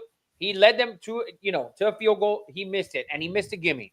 Okay, basically for a kicker under 40 yards, I believe is a gimme. Okay, he missed it. He had 2 drops by receivers. Jared Judy looked awful. He really did. He looked god-awful. And so you had those 2 drops that turned into interception that weren't really Joe Flacco. One of the throws was maybe a little bit off, but it came up right off the receiver's hands. He should have had it. So I don't think so. I don't think you don't look at the kids yet. Now, Joe Flacco could come out this week and look, awful and go, 13 of 27 for 135 yards and 2 interceptions. Then you can maybe look at the kids, right? But at the end of the day, after last week's performance from Flacco, I don't think you're looking over and saying, you know what, if Dylan Gabriel was in the game, we would have won that game. Or if Shedeur was in the game, we would have won that game. Yeah. No. They might have made a play with their feet, but it didn't matter. You missed a field goal to win it. You had an opportunity. You had plenty of opportunities that weren't his fault for you to move on from him. Yeah, and you kept a shit ton of people in a fucking suicide pool that should be fucking out. Yeah. Sorry. That's sorry the biggest issue Eddie has. Sorry to always make it about me and my money. Yeah. Fucking Bills. By the way, comment section is on fire today. Yeah, Peter Murphy, welcome in. He said, I didn't leave the TV in Atlanta Super Bowl. I was glued, but everyone else did. Peter Murphy then just says, Dylan Gabriel sucks. Hey, listen, Dylan Gabriel, I'm sorry, but he's QB2, man. He's QB2. So get used to it, man. He is 5'7". And then after that, we have the LA Rams favored by 5.5 going into Tennessee to play Titans over under 42, where Tennessee had a chance to actually win that game against the Broncos. Fucking terrible Calvin execution Ridley by Cam Ward. on some But of it's a those lot of drives. guys. But it was like It definitely just wasn't group of Cam guys. Ward. No, no, no, no, no. It wasn't. Well, what I can't put a blame on a rookie quarterback like that. I really can't because One No, drive in no. specifics. One drive What- specifically, you can. He got sacked for like 28 yards. in okay. two Well, plays. listen, Okay. one drive, but you had how many drops down the No, the 100%. seam to really? You had Callahan not challenge the play. Like you don't know that one knee equals 2 feet. What are you, a fucking retard? How are you a coach? That's the thing with some of these guys. Eddie and I repeat it week after week after week. Whose ass do you have to kiss to get one of these fucking jobs? That's It's unbelievable. That had to be that game. Had to have the 2 worst coaching decisions, period, of the weekend. dude, how embarrassing and upsetting. I thought it was a joke. He didn't know that an elbow equaled 2 feet. He said that on national TV. Like, oh my, his wife and fucking children probably fucking know that rule. That was crazy. And Yeah. Cam Ward, to me, I thought he looked good. I thought he looked Ridley, good also.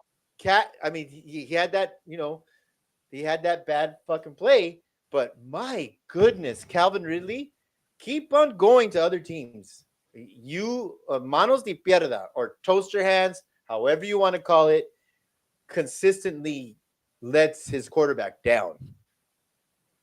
Yeah. But anyways, the Rams didn't look good on offense. Puka looked fucking awesome, of course. But 5.5 on the road in Tennessee. I kind of like the Rams here. I like the Rams here. Kinda. And 5.5. That's a weird line. But I like the Rams to cover this game. I think they'll be fine. How long does Callahan keep this job? Listen, if he keeps making mistakes, it doesn't matter that the quarterback's a rookie. If you are making mistakes as a head coach, like a rookie can't save you. Because, we always have the excuses of rookie quarterback, yada, yada, yada. Yeah. I don't know if you keep making basic mistakes week after week after week. I don't know if your job can be safe. Usually you attach a rookie quarterback to the development, with the head coach, Callahan, offensive guy. But you can't be making stupid statements like my 4-year-old granddaughter, Mia, Mrs. Gucci Mama, who made this amazing picture. She is in complete knowledge of one elbow equals 2 feet. I would be very careful in my next press conference. But I heard that he was yelling at the TV about that. Actually, I was impressed with Cam Ward. That was the biggest. Was that not the biggest? First of all, first start of your NFL career, you go to Denver, which is being deemed as one of the toughest defenses in the NFL. You're in the game the whole time. That was the biggest spread of the week. That was 8.5. That was my suicide pick. So I was willing to take a bullet and Cam Ward to win that game in Bronco, because Bronco fans are intolerable, in my opinion. You know who you are. You know who you are. You know who you are. You. So I would have gladly taken that suicide loss. But, the Titans, it's going to be a process, and Callahan will have some leeway. But impressed. You need to get some receivers in Tennessee, man. 100%. Oh, yeah. After that, we have the Bills favored by 6.5 going into New York to play the Jets. Justin Fields looked pretty good against the Steelers, or did the Steelers defense just look that bad? Fuck, Great I want to say question. the Steelers defense looked that bad. You like Justin Fields, as I Justin like Fields Justin turned Fields. into I like prime night Justin pick. Fields. I do like Justin Fields. I think he shocked Jets fans after everything we've seen and heard about preseason camp. His accuracy. Shout out to Aaron Glenn. The Steelers almost and probably should have lost that game. And that's what, 42 to 40 or 41 to 42. I mean, a lot of shit had to go right for the Steelers to win that game. But it is the Jets, right? So I'll leave it up to the expert Rafa the Guru on this one. But can Justin Fields, who we both like and had an amazing game, can he repeat this? I don't know. I listen. 40 points is a lot of points. I don't know if he to repeat it like that. I like the Bills, dude. That's a huge win, Eddie. Huge win last Oh, week. Coleman looked fucking phenomenal, didn't he? 8 catches, 112 yards, touchdown. They led the whole entire NFL with receiver yards. They were 22 last year, number 1 first week, and that was the big question mark in my opinion. Not defense, not running back, not tight end, is who's going to be number 1. And Coleman, that one catch off the tip in the back of the end zone, Oh, so good. dude, you have, yeah. So I get it. Quick shout out to Jalen Ramsey though. Saw a whole highlight video on his game. Dude played possessed and physical at cornerback for the Steelers. I listen. We And like called game, too. we like Justin Fields. You're right. Checkmate. We like Justin Fields here.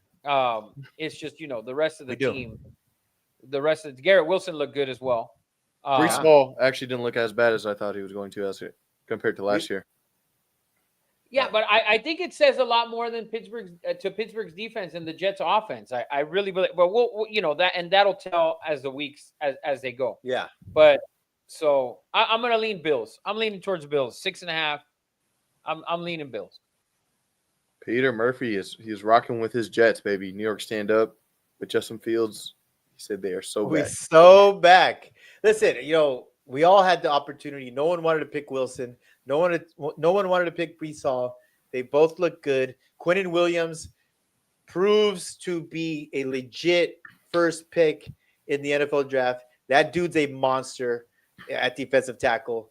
And although I'm hearing everyone's now giving Aaron Glenn praise as a defensive coordinator, Detroit's defense was never staunch or amazing. It was never good. Yeah. And now all of a sudden, what's his name? What are we giving him credit for? They allowed 40 fucking Dude, points. no, I'm listening to sports radio and what's his name? Jackass from Manhattan Beach out in LA, Fox Sports. John Ireland. No, another one.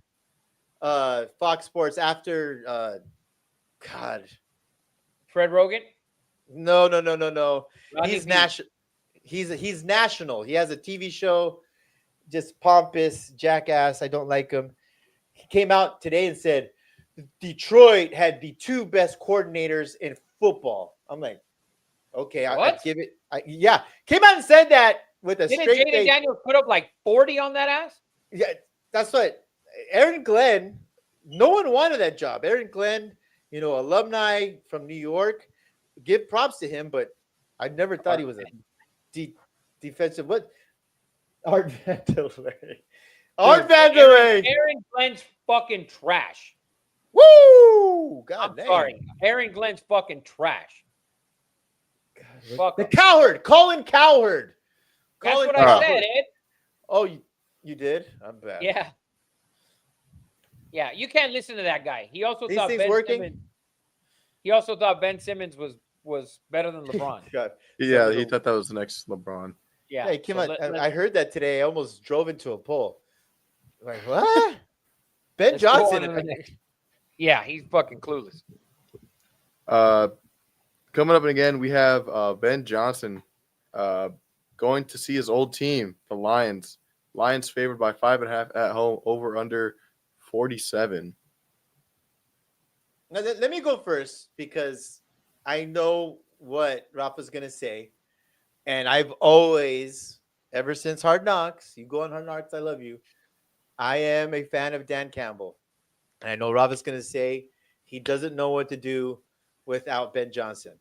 And, it's hard to argue against it because offense was stagnant. Defense, we just went over it. Defense was never great. And Dan Campbell is an offensive guy, ex-tight end.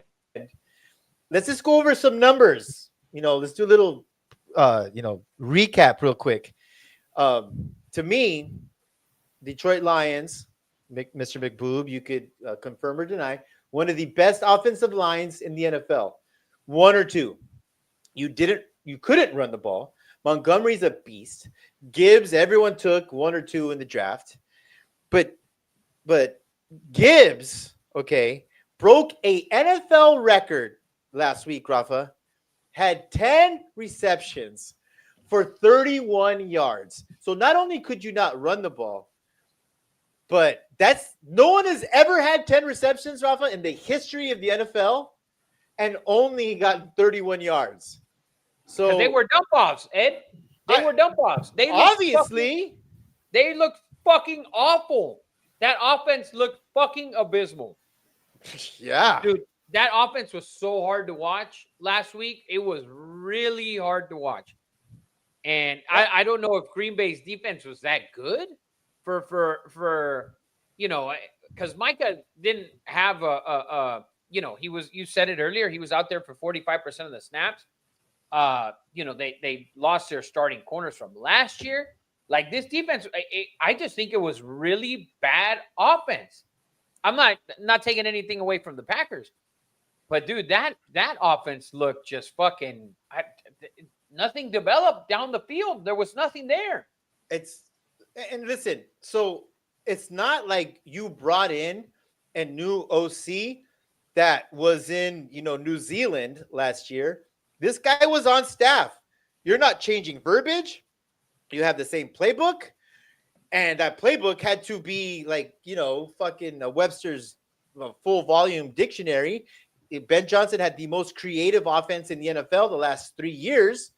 So I would think that you don't change what was working, right? So I still believe that, I picked Detroit to win that division, even with that, like the most difficult schedule on the planet. But I mean, what does Dude McBoob have to say about his city? Well, Dude McBoob is here with going at it with Peter Murphy. He says New York is full of liars. So Madison Square Garden isn't in Madison. It isn't square and doesn't have a garden. What a bunch of bullshitters. Peter Murphy says, McBoob, come down to the sound and we'll take you for a swim. No lie. Oh, swimming with the fishies, shit's getting hot. Woo! I love it. I love it. Too bad both cities will not have a Super Bowl champion or a fucking or an NBA champion, and we'll see what happens with the Yankees. Yes. But anyways, dude, the Lions last week, I mean, it was disgusting to watch. It really was. Eddie, I didn't like Dan Campbell in the first half. I thought he made some mistakes in the first half, and I said it throughout the game. But playing the Bears this week, right? What does Ben Johnson have in store, right? He's got to have, because he was too conservative in that second half on Monday night. He's got to have something up his sleeve for this week. This is it's a big moment for him, I think, going back there. And to be honest with you, Ben Johnson, and I said it last year, with his play calling, I feel like he has a huge ego because of the play call and very arrogant. He had inside, he had to feel happy that the Lions offense looked that bad. Like he had to be thinking, of course. I was fucking you king of that. You never want to see your ex level up. You always want to see your ex fucking. Fuck, they didn't even level up though. They didn't even level up. They went down 3 levels. Oh yeah. So, I'm excited to watch that game. That one I think is going to be a very interesting and fun game to watch. So hopefully both offenses have some. They look a lot better this week than they did last week. So we'll see. So Detroit I'll 5.5 at home. I'd be careful. The GM for the Bears. You saw that game, and I know why you picked the Bears. DeAndre Swift looks like a monster. DJ Moore looks like a monster. We had the receiver out of Washington looks great. You have Loveland at tight end. You have Komet at tight end. You fixed your offensive line. There's really only one piece missing to this puzzle, and that's Caleb playing decent, right? He doesn't have to be Mahomes. This offensive unit I could see why this offensive unit is stacked with talent, Rafa. They're stacked with talent. Yeah, but it was stacked with talent last year. They've literally done everything they can for Caleb that they didn't do for Justin Fields, and they've done it. And I said it last year going into the season. They would have done some of those things for Justin Fields. I thought they would have been better off. I said that. I said that. Yeah, So, yeah, but we'll yeah. see. They've done everything for this kid to put him in a position for the team to be good and him to produce. And he didn't look good on Monday night. And so, credit to JJ McCarthy, by the way, who looked phenomenal. Good for him. So we'll touch on that when we get to Minnesota. Get a haircut. So the carrot, well, yeah. To give you a pick on this game, just so we give you a pick on everything, just take the over 47.5. Let's see if both of the offenses can get going. And I think when you look at it, like you said, the coordinator, it was there last year. Maybe he wants to come out and show out. Maybe he was, I don't know, game planning a week ahead. Who knows? I mean, you shouldn't be, but maybe both trap game on Monday night. Trap game. So let's see it. After that, we have Rafa's favorite city in the world, Seattle Seahawks, going into Pittsburgh to play the Steelers and Aaron Rodgers. The Steelers favored by 3, over under 40. I got nothing on this game, Rafa, other than the Emerald City. I want to go. I want to go to Seattle. Yeah, go to Seattle so you can see homeless and rain. I think it's you could do drugs for free or without any consequence, I believe, as well. That's what they say. Or is that Port? Yeah, Oregon. That's Portland. I feel like it's Portland. I feel like it's the same shit. Like you say, Eddie, Yeah. you say tomato, I say ketchup. Same fucking shit. That's right. But, under 40, Pittsburgh favorite. Listen, Aaron Rodgers looked good, and he had like a little pep to his step a little bit. You saw him, pumped up. He did ready that to roll. gay skip fist pump. It was like, yeah. It was very it was Oh yeah. So I thought he looked good. I listen. You know how I feel about Pittsburgh and Mike Tomlin. I love Mike Tomlin. So I'm gonna lean to the Steelers. You know how I feel about Seattle. Listen, for all the hate that the Niners get and got that the defense and the roster and this and that. I mean, they only allowed 13 points on the road in Seattle. True that. So, True. I'm gonna lean Pittsburgh minus the 3. And listen, I can't touch an under on the Steelers or give you that pick just based on the fact that their defense looked that bad last week. So, and if it looks that bad this week, there's going to be major fucking changes and right away. Listen, are we going to get any blue chips here? Are the blue chips We're coming? getting there. We're getting there. We're getting there. We're getting there. We're getting Okay, there. just want to make sure. Next game, 49ers -3 going to New Orleans to play the Saints, over under 42.5. Found out though the line was initially at 5, dropped down to 3. Brock Purdy more than likely will not be playing this game. He's not playing at all because he's going to be out for 2 weeks. At Okay, least. well I missed that. I saw a questionable, so there we go. Mac Jones will be the starter. Yeah, and this is your first blue chip of the night. The San Francisco 49ers, no matter what, it doesn't matter who the quarterback is, Mac Jones, fucking you can bring Brent Jones back, the old tight end, and he can play quarterback against the Saints. The Saints, listen, they might have looked good for a drive here and there. Chris Olave is going to get fucking killed out there.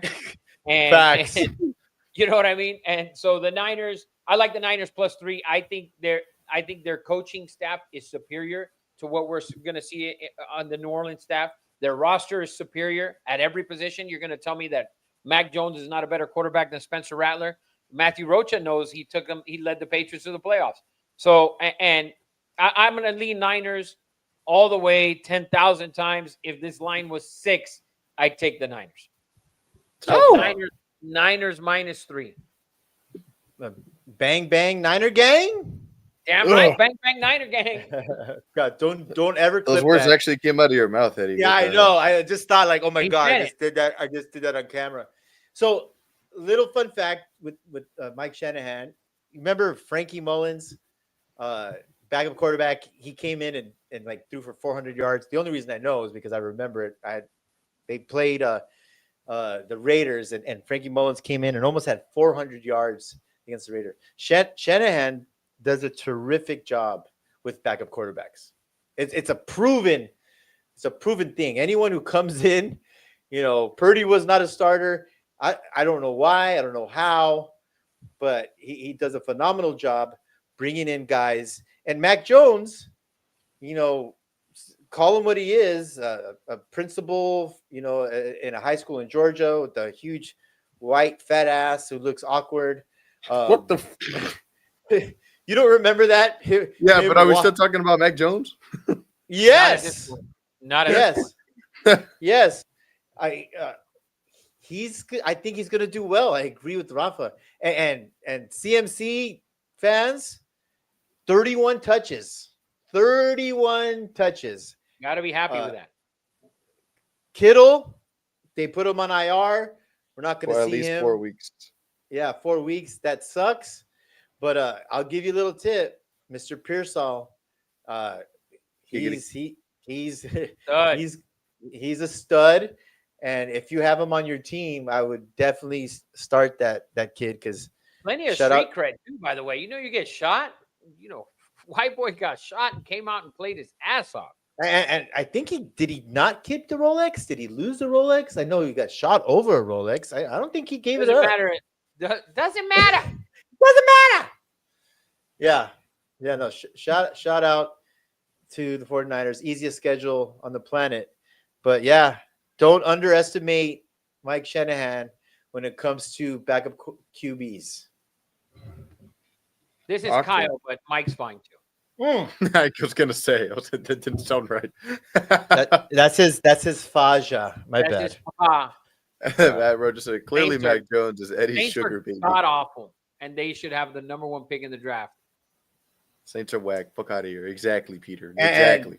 Death, taxes, and Chris Olave in a blue tent seems. Dude, fuck, poor Oh, guy. Unfortunately, man. Oh Jesus. God, my God, poor. If I'm Um, the Chiefs and I can't get Tyreek Hill, I fucking send a first-round pick to the Saints for Chris Olave. He's not worth the first round pick. The fuck he's not. dude, Yeah, You you're could fucking probably for sure get him for like a third.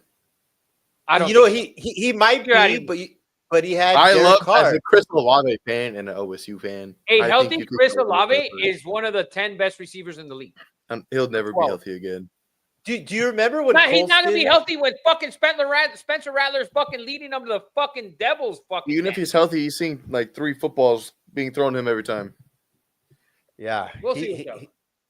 it's like that Save little. Chris Olave. Yeah, save Chris Yeah, Olave. save We Chris should- Olave though. Somebody, any team, please. we should Don't get give a him camp- slant routes.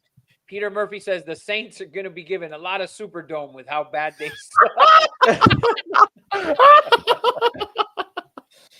This That- dude- Oh, that's a good one. That's a great my one. God, that's That is very a great good. one. There's no way it's their real name, Peter Murphy. I feel like that's an alias as well. Not as good as Dude McBoob. Peter Murphy's definitely a real name. He's from That's New got. York. I don't believe that. Yeah, that's solid. Yes. Um, What else we Going got? into the afternoon slate, we have the Panthers going into Arizona to play the Cardinals. Cardinals favored by 6.5, over under 44. They look pretty solid out there. Marvin Harrison starting to look like the Marvin Harrison they thought they drafted. All yoked up and shit. He looks Yeah. good. Will Johnson fell to the second round. Will Johnson allowed like I don't know, 37 yards. Had a pick that was called back. Will Johnson is a stud at cornerback for that team and is going to be a steal. And everyone always sleeps on the running back out of Pittsburgh, James Conner, The who, Terminator. who continues to be great. And even that backup Benson looked really good. Trey Benson. Trey Benson, but I'll tell you who didn't look good is Calamari, man. You triggered Dude McBoob. Will Johnson, where's he from again? Oh, right. Michigan. Michigan. Yeah, dude, he's a stud. He's a stud. But Calamari, this team depends on him to be good. What did he have? Like 138 yards passing? I didn't write it down. I just know it was bad. But I think this week he's going to have a great week, Eddie. I think he's going to put up 260 plus this week against the Panthers. I really do. I love it. And Bryce Young, I hope we all pull for Bryce Young coming out of Cathedral High School to Mater Dei to Alabama. And I hope he doesn't revert back to what he was, but he ended the season strong and didn't look good at all. Oh, he No, he struggled didn't. so bad. He didn't look good. The height is a big deal there, man. You can see it. Well, he can't see it. He can't see it. He can't see it. It's fucking tough back there. He looks like Ray Charles sometimes because he can't see shit back there. So, by the way, Peter Murphy says, speaking of calamari, I'm going squid fishing Saturday. Very There nice. you go. There I thought you you go. would. I thought you went fishing with squid. That's I've never heard. Actually, you go get squid, put it on. Whatever. I believe you. That's for another podcast, Ed. Yeah. That's for another Yeah. podcast. The outdoorsman. But I like Arizona this week. I think they're going to cover. All right. Another game in the afternoon slate. Broncos favored by 2 on the road, going to play prime Tom Brady, aka Daniel Jones, over under 42.5. Well, I'll say this. Rafa and I were cheering Broncos 8.5 favorite. Didn't set the world on fire. Rafa doesn't like sophomore, quarterbacks. He struggled mightily, I thought. But the defense kept them in that game. I'm so tired of hearing Broncos going to the Super Bowl. And Tyler Warren looked good for the Colts. Phenomenal. Right? Michael Pittman. Yeah.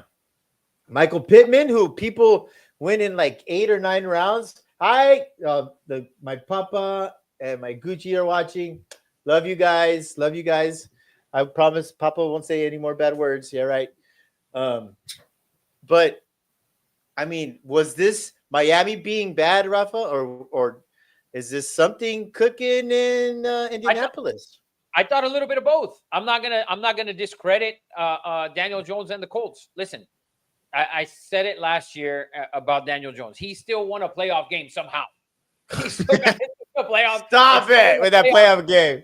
And he still won a playoff game on the road a couple years back. So he looked good, and that offense looked good, and yes, there's weapons. Jonathan Taylor's back, right? Josh Downs. Michael Pittman has always been a weapon. Doesn't matter he's a weapon. And now you got Tyler Warren, who I thought was the best tight end in the draft, and Copeland went in front of him. Yes, from Michigan. We know McBoo. So Getting ahead of the curve there. yeah, get ahead of the curve. But to me, I think Warren was the better pick, in my opinion, and that's who I thought the Bears were going to take. And so this is another blue chip. I'm gonna take the Indianapolis Colts and the Colts. And by the way, Rick Flores just came up, and I don't know if he heard it or he's making it up right now. But Rick Flores is Daniel Jones's nickname is Indiana Jones. I've never heard it. You should fucking patent that, Big Rick.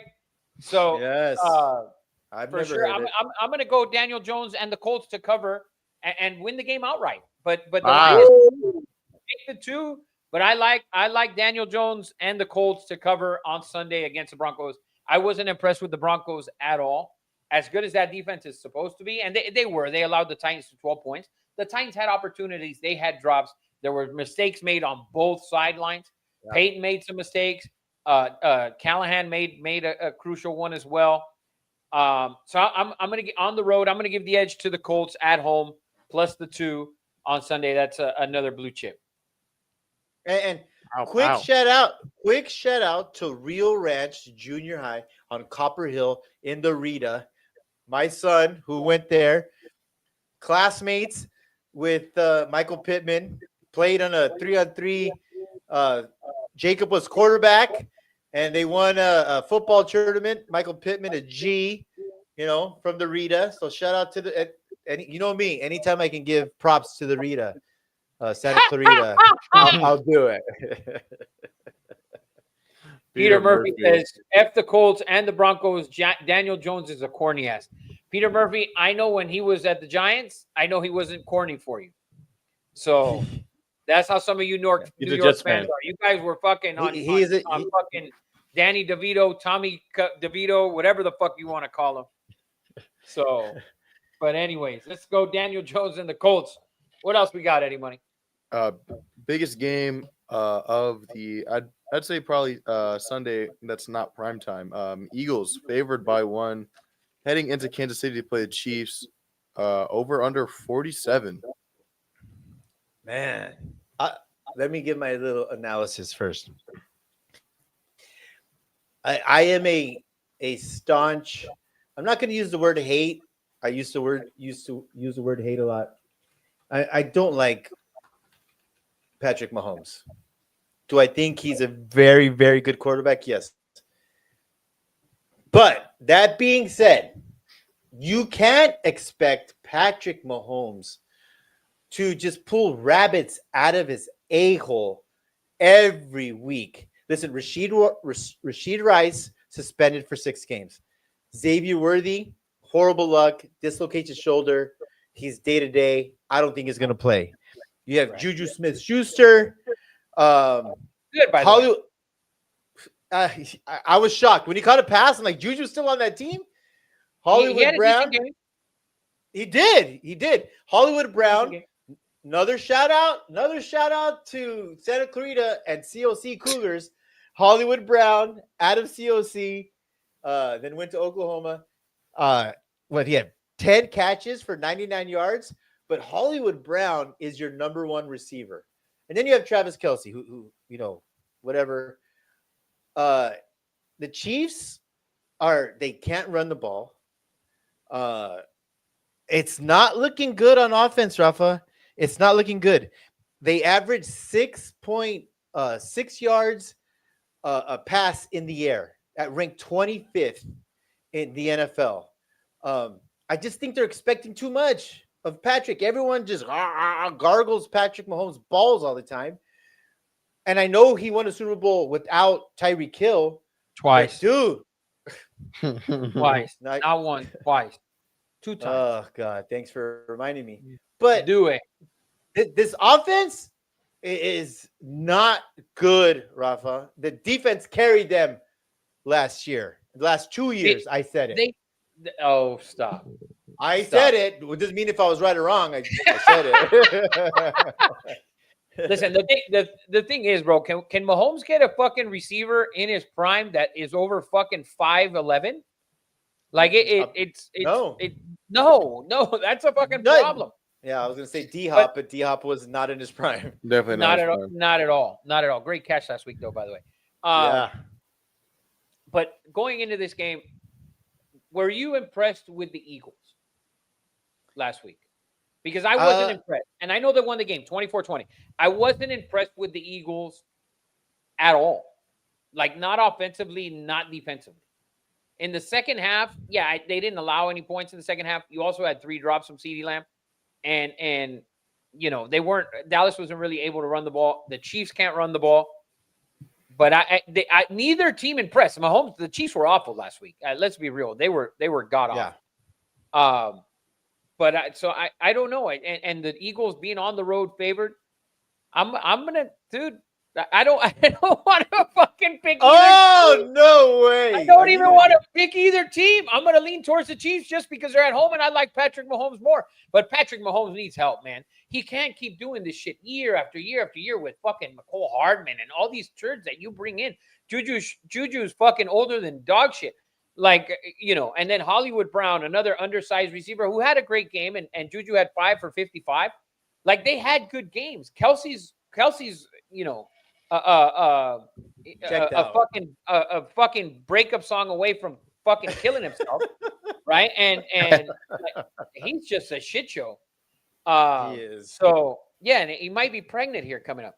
His best play of the game was other than his touchdown, was getting punched. Yeah, that got 15 for him. Like, that was his most productivity. So, I'm going to lean towards the Chiefs just because they're at home. If this game was in Philly, The Eagles would be favored by 4, and I'd lean towards the Eagles. But I'm going to go Mahomes here this week, and we'll see what happens. So Dude, I'm not gonna. I can't believe I'm saying this, but I actually feel bad for Patrick Mahomes. I saw him in a press conference. I feel like he wants to say, like, dude, what the f, man? SOS. Get him some help. Get him some help for sure. What Eddie, else we I'm got? assuming you got the Eagles. I'll take the Eagles only because I think there's grown-ups in the room. I think they'll figure it out. AJ Brown, they're just so much talent. And a dude who I drafted, I think they have a really good Bigsby, who they just got. Yeah, Tank from who they just got from the Jaguars. I love. And I think he's a solid number 2 running back. So I just think Phillies, they're the best. Howie is the best GM in the game. Talent stacked up.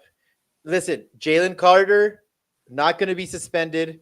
$57,000 fine. Are you serious? Whatever. It falls. That's in his couch. I think that somewhere. was a big difference. Yes. I mean, he didn't play a snap. I thought that was a huge deal, a big fucking difference in that game. So, and we'll see. He's got to have. He's got to have that. I'm sure he apologized 10 times to those guys. You think they put you think they put a Hannibal Lecter fucking? They should put a Mask visor, on his head? not on the eyes. A visor put a visor on the bottom. They're gonna put him in armor to come out this week. I just came up with that, by the way. I love it. That's fucking good. Headed into Sunday Night Football, we have Michael Penix and the Falcons headed into Minnesota to play the Vikings. Vikings are favored by 3.5, over under 44.5. Another primetime game for the Vikings.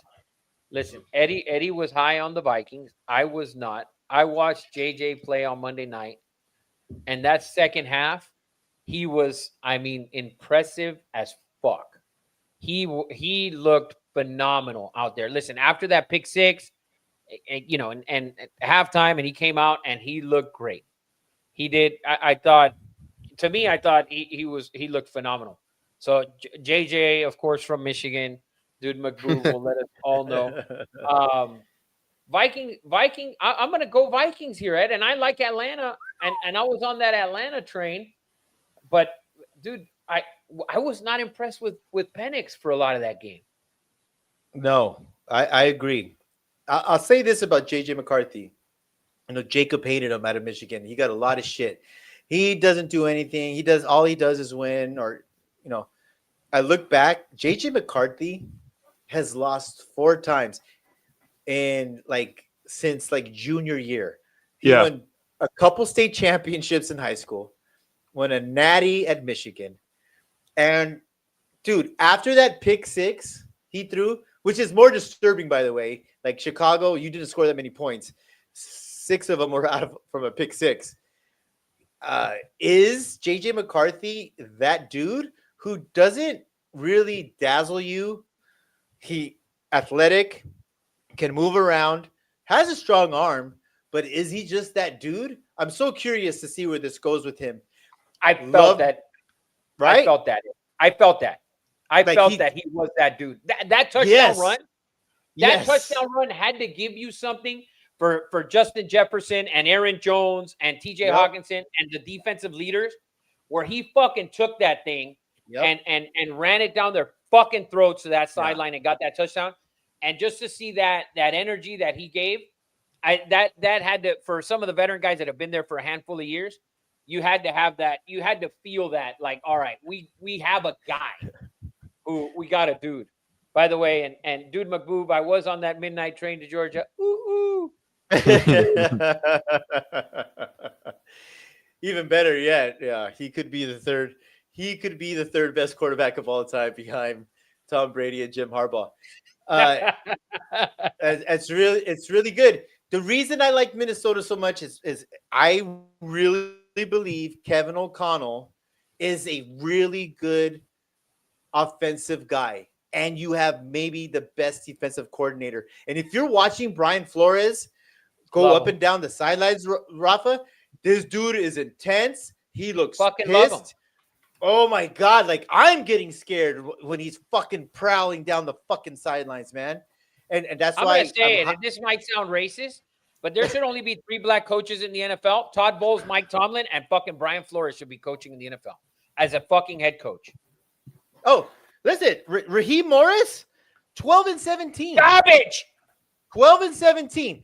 And what was the biggest issue that I had with the Atlanta Falcons, getting back to the game, is that why did everyone take Bijan fucking Robinson 1, 2, or 3? It's because, okay, you let him have his rookie year. Let's give him the fucking ball and let Bijan be the identity of this offense. He had 18 touches, Rafa. Yeah, no, I 18 got to have touches, 25. I got to have which 25 plus. Yes, that was my issue last year. Is that, dude, they look so good, but let's show that we can pass the ball. And we have Pitts and we have Drake London, who Drake London I think is gonna play, I believe. But run the fucking ball with Bijan fucking Robinson, man. No Raheem doubt. Morris. That's all I gotta Talk say about on that. I'm all pissed off. Love it. And he got riled up. Then Yeah, because that was the issue for me last year, man. Is that they go first 2 drives, Bijan, go down the field like, fuck, this dude's good. And then he starts being cute. And I know Raheem Morris is a defensive guy, but you're still the head coach. Say, this kid has to get 18 touches in the first half. In the first half. And yeah, and as a defensive coach, you always want to run the ball. So Yeah. I mean, you want to get your guy involved. He's got to be more involved on decision making on offense. As far as, listen, I need this guy to touch the ball 25 plus every week. You saw CMC last week touch it 30 plus times. 31. So, and that guy, that's a guy who's been hurt. You got and a lot longer in the league. You saw Derrick Henry get it a bunch, right? So you have a horse that you drafted in the top 5, right, in the first round, and so you need to definitely get Bijan the ball. 25 plus touches for that guy. The only way you're going to win. Agree. Give me the Vikings. Wholehearted. Fuck it. Skull Nation. Woo-hoo! heading into Monday Night Football, we got a double header. First game of the night is the Buccaneers, my goat Emeka Ibuka, going up against the Houston Texans, favored by 2.5, over under 42.5. 9 points for a guy who people say is a top 10 quarterback in the league. My God, I know the Rams defense is good, but 9 points. You didn't get a fucking touchdown? You didn't find one? 14-9 that game ended. I know it was a tight game, and the Rams defense is good, but for you to have, a receiver who people say is top 10 in Nico, you have a quarterback who people say is top 10.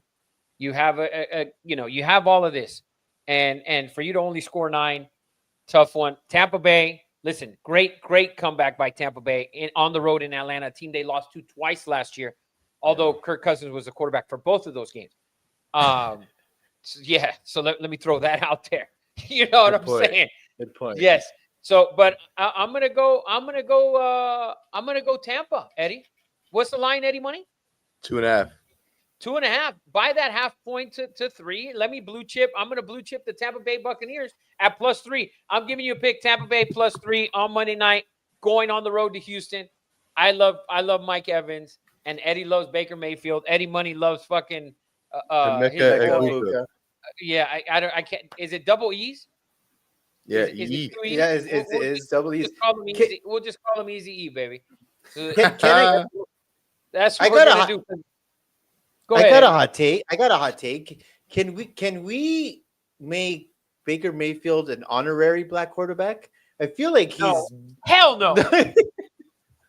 You haven't seen him do the Dougie? I feel like he's he's very, has some traits of the He's got the black some quarterback. culture to him. Right? He wins too much, Eddie. You can't do that. That's why I'm trying to draft him to the black quarterback side. I'm trying to You sway. can't do that shit. Trying to get their win percentage up. Trying to sway the numbers, man. Trying to sway the numbers. Listen, you can trade Baker Mayfield for Jordan Love. If we're doing the white and black draft, The white and black draft. No. You can trade Baker for Jordan Love. You know who they traded for right now? They trade you for CJ Stroud. Yes. No, Yes. we can't give. No. You can keep CJ. You know what? Can we? Maybe CJ Stroud at a Rancho Cucamonga, maybe he was distracted, although he should be used to it, by all the bullshit going on in that horse shit of a fucking stadium, SoFi, with slippery fucking floors and idiot fucking Ram fans fighting other idiot Ram fans. We saw the lady get punched from Texas. Like, come on, man. That lady didn't have the Karen haircut, but dude, it's happening a lot, man. And this is why the Raiders had to leave the Coliseum. We're starting to figure out it wasn't the silver and black. It's fucking South Central LA and Inglewood, very South Central LA. It's a bunch of guys who don't know football, drink too many fucking beers. And dude, Jacob said it best. Like, how do you wear that fucking Rams jersey and feel tough, right? Like, it's like, it's an oxymoron, man. That fucking jersey's so fucking bad. How do you feel like I want to fight people? I don't know, man. I don't know. But CJ Stroud look like shit, man. And you got to find Nico Collins. You got to find that dude. Get it to your guys. Get it to your guys. Yeah, I'm taking the Texans. Let's go Texans, baby. Wait, what? I mean, I'm sorry. Go Bucks. Go Bucks. Go Yeah, Bucks, go Bucks. You know I hate the Texans. I know. If I That's had why a- I was like, If I had a cannon, I'd fucking fire the cannon right now. Bucks, my dark horse for the Super Bowl. Todd Bowles. now we got the last game That's a of dark week horse, 2, divisional game. Chargers heading into Vegas. Chargers are favored by 3.5 against the Las Vegas Raiders. Over under 47. Dude, I know you guys are Raider fans. Oh shit. I know. I know. This is a you birth. guys- This is a birthmark, not a tattoo. Listen, I know you guys are Raider fans.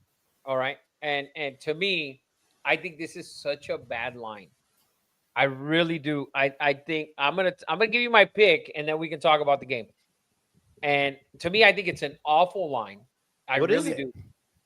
The line's 3.5. It's the Chargers minus 3.5. And this is gonna be my other blue chip of the week, and we got 2 on Monday night. I'm gonna go with the Las Vegas Raiders getting 3.5.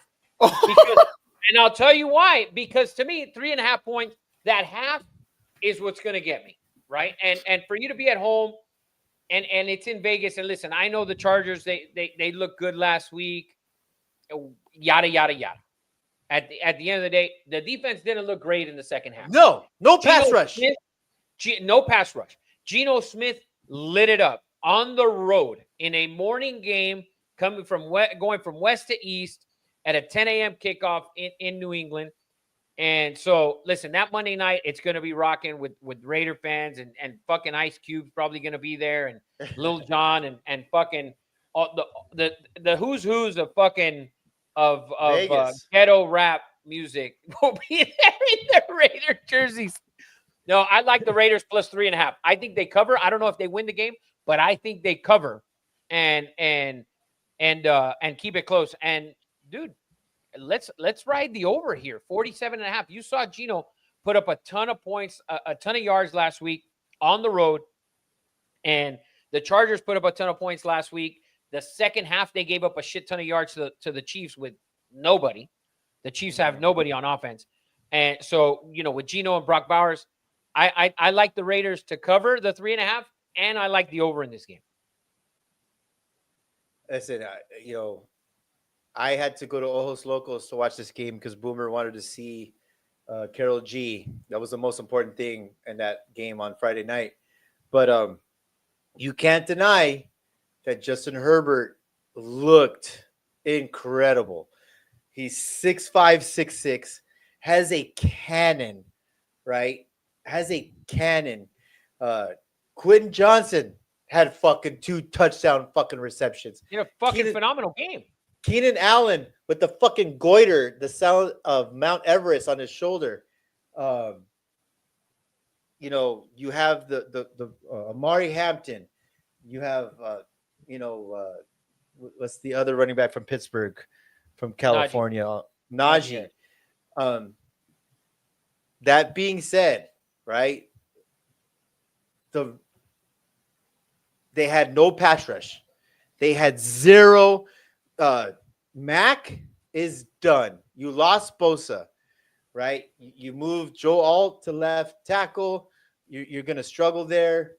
I will say this, all right? Ashton Genty, 38 yards. This is the gem. This is the gem, right? Ashton Genty, 38 yards rushing. You know what he had? On 19 Yards carries, by the way. on 19 carries. Ashton Genty had 44 yards after contact. So that being said, 2 or 3 runs, he never even stood a chance. Um, Jackson Powers, the maniac, the next coming of I forget his name, the mean uh, guard that played for the Rams with Nebraska, the bully. He was supposed to be the bully. Jackson Powers is struggling at guard. The offensive line is not as good as we think. Geno Smith threw out of a phone booth, Rafa, out of a phone booth. They were right there, but he just was a dog and stood in there.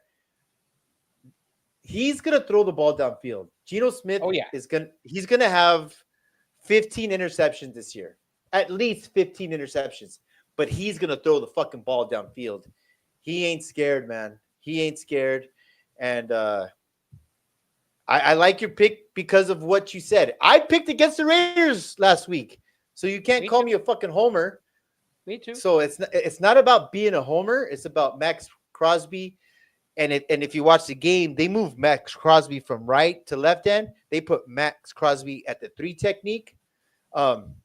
And the biggest surprise, which I think this gives Raiders a better chance at winning 2 or 3 ball games, is that Booker, the guy they traded for Bennett to the Philadelphia Eagles, and now Booker is the starting defensive tackle for the Raiders, was phenomenal. I hate to steal your word, Rafa, phenomenal, but he was really good on that defensive line. And Devin White looked like Devin White of LSU. He was a monster all over the place. And I mean, I have a little more stats. Ashton Genty, terrific in pass pro. That's usually what rookie running backs have a really hard time with. But watching film, I watched this guy, Sanji. He had 11 blitz pickups, Ashton Genty, and he was spot on. We know he could run the ball. Can you protect on blitzes? And Genty protected like a G, which, that being said, I take back everything I said bad about Chip Kelly. They went heavy play action, and it was the right move. I think they did a great job. Let me ask you something. Do they try and get, and I wouldn't, because, and listen, they gave Genty plenty of opportunities. He had 21 touches, right? He had 2 catches and didn't amount to anything. Yeah.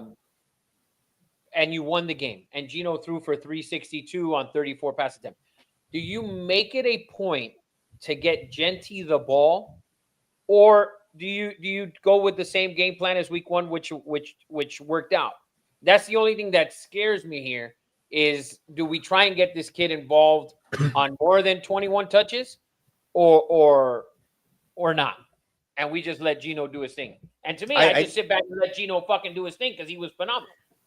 I have the answer to that. It's a simple answer, because Jacob and I are watching this game. We're like, fucking run the ball. Fucking run the ball. Fucking run the ball. Chip Kelly doesn't give a fuck about what I think, about what fucking stupid Raider fans fucking think. He's going to win the game.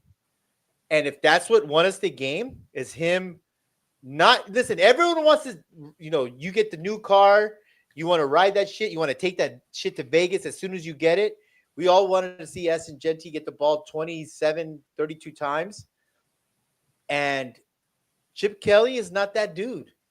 Chip Kelly is going to game plan, and they blitz a shit ton. Chip Kelly doesn't give a fuck. I feel really bad because I wasn't a fan of the hire. I've never been a fan of Chip Kelly. At Oregon, I was. But fuck, dude, it might be a very, very healthy marriage of Pete Carroll and Chip Kelly. And let me say this. Pete Carroll looked in control on the sidelines, Rafa. He's got to look in control. He's the fucking head coach. No, but you just haven't been used to seeing that. Okay. That's what it was. You're like, oh, wait. The head coach actually handles shit? Yes. Dude. That's what the head coach does. That's our standard, all right? Yeah, dude, it was weird. Bar's I was like, really low over here. We're traumatized. Yeah, when I saw you text that, I was like, I don't remember what I was doing, and I'm like, wait. I gotta fucking let Eddie know this is how good head coaches operate the teams in the NFL. I know you haven't seen one since. I haven't seen one since John, man. And you know what Shanae said? My wife, she's like, damn, it sucks that he's so old. You know, like I would love him to be our coach till he's another 12 years, but that would make him 85 years old. You know? Yeah. Bam. And you know, Eddie, this is your team as well. Throw in your 2 cents. Love Pete Carroll. Love that Jency blocked well. And Geno Smith. Very whitish activities, Rafa, at quarterback. I love it. He broke franchise record for having the most yards in his opener. So good looks from there. Big thing is if we'll have Brock Bowers or not. I think he's currently questionable. We'll have to see if he will play. It started off as might be like a meniscus or MCL, just like sprain. Now he should be good to go. It's up in the air basically right now. I feel like that'll be a big factor. He's not good to go. Yeah, it's a big factor. It's a big deal. Yeah. I think if he's not good to go, the line has to move at least a point. At least for half for sure, but maybe at least half. Oh yeah. Yeah. If crazy to say they're in trouble. Crazy to say that about a tight end, but 100%. Like we didn't get him the ball a ton, but when he gets the ball and some of the catches he makes, I can't remember. It's insane. I'm trying to think. Like Jeremy Shockey, what was the kid from Miami, the redheaded kid, with the Saints? Jimmy Graham. No. Jimmy Graham. Yeah, Jimmy Graham. He gives off those vibes. He's very different. He's very different. I think he's better than those guys. Yeah.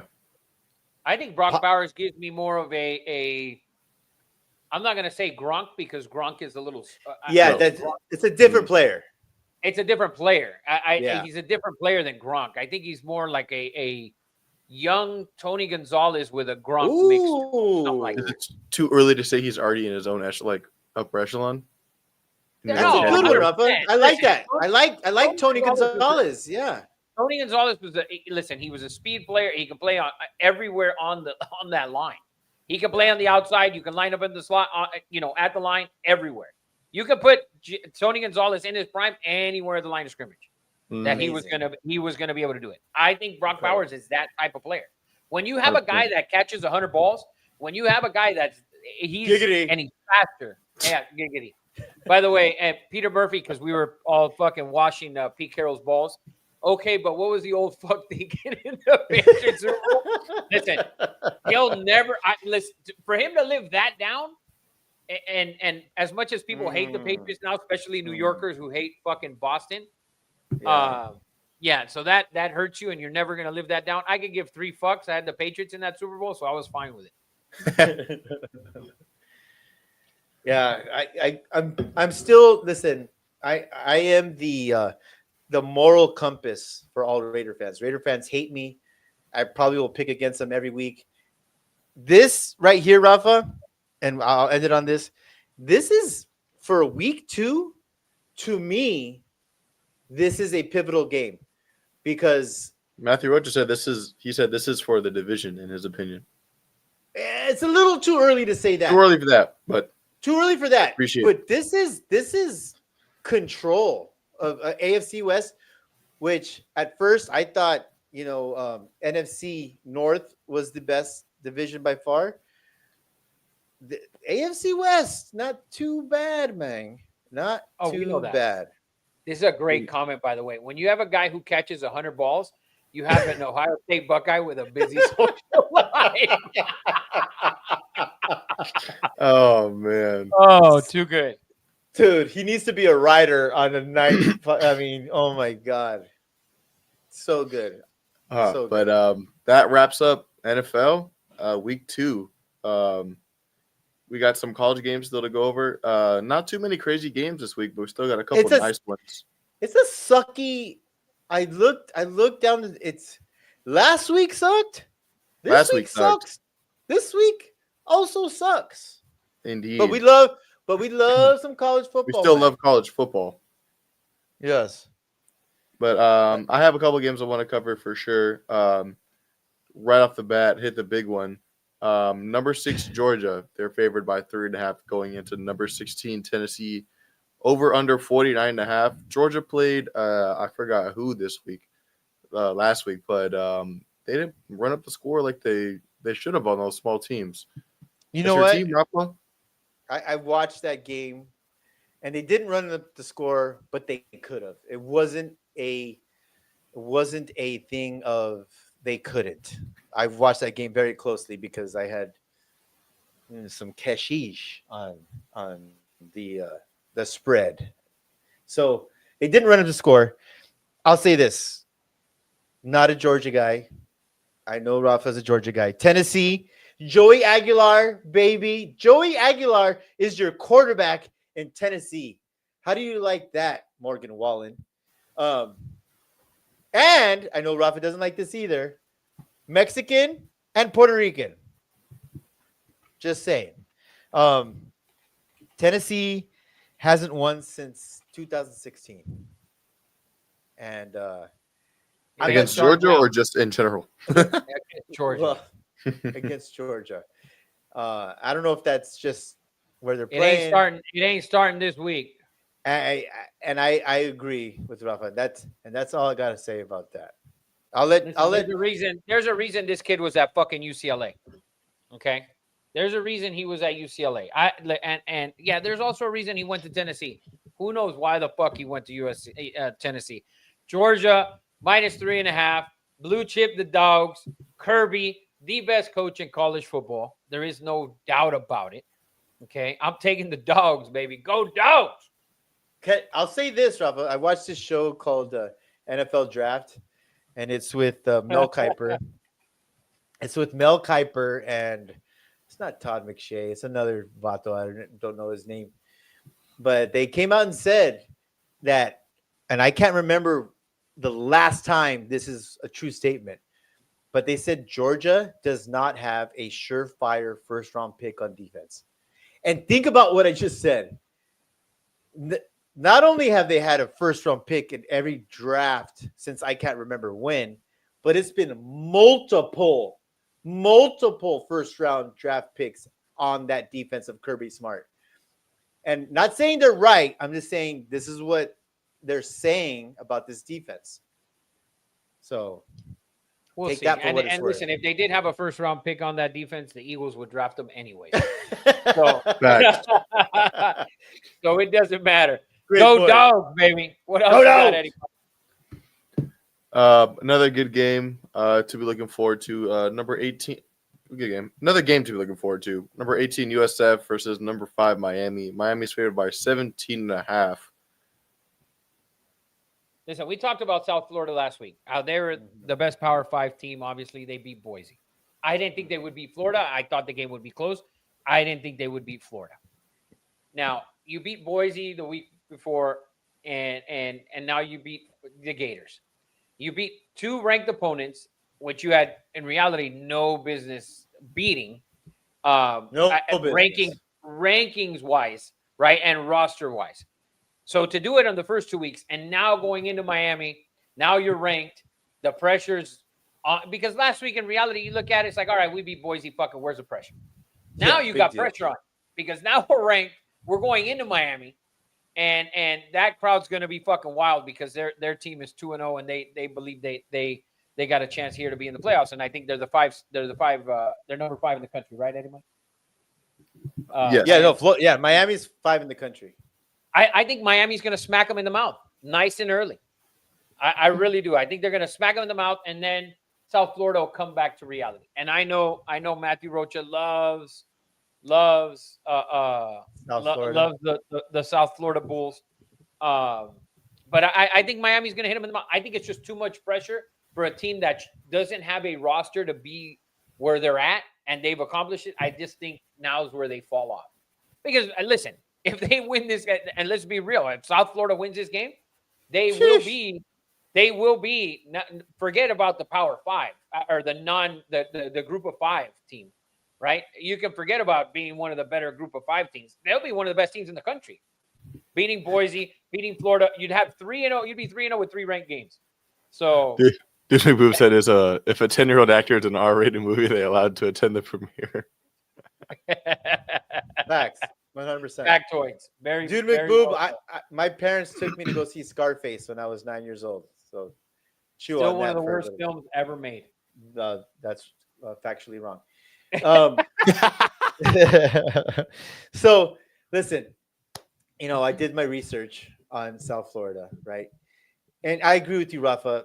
Miami, what I saw them do to Notre Dame's offensive front and defensive front, Miami is a bully, right? Is a bully. That offensive line is my fucking God. monstrous. Oh my God.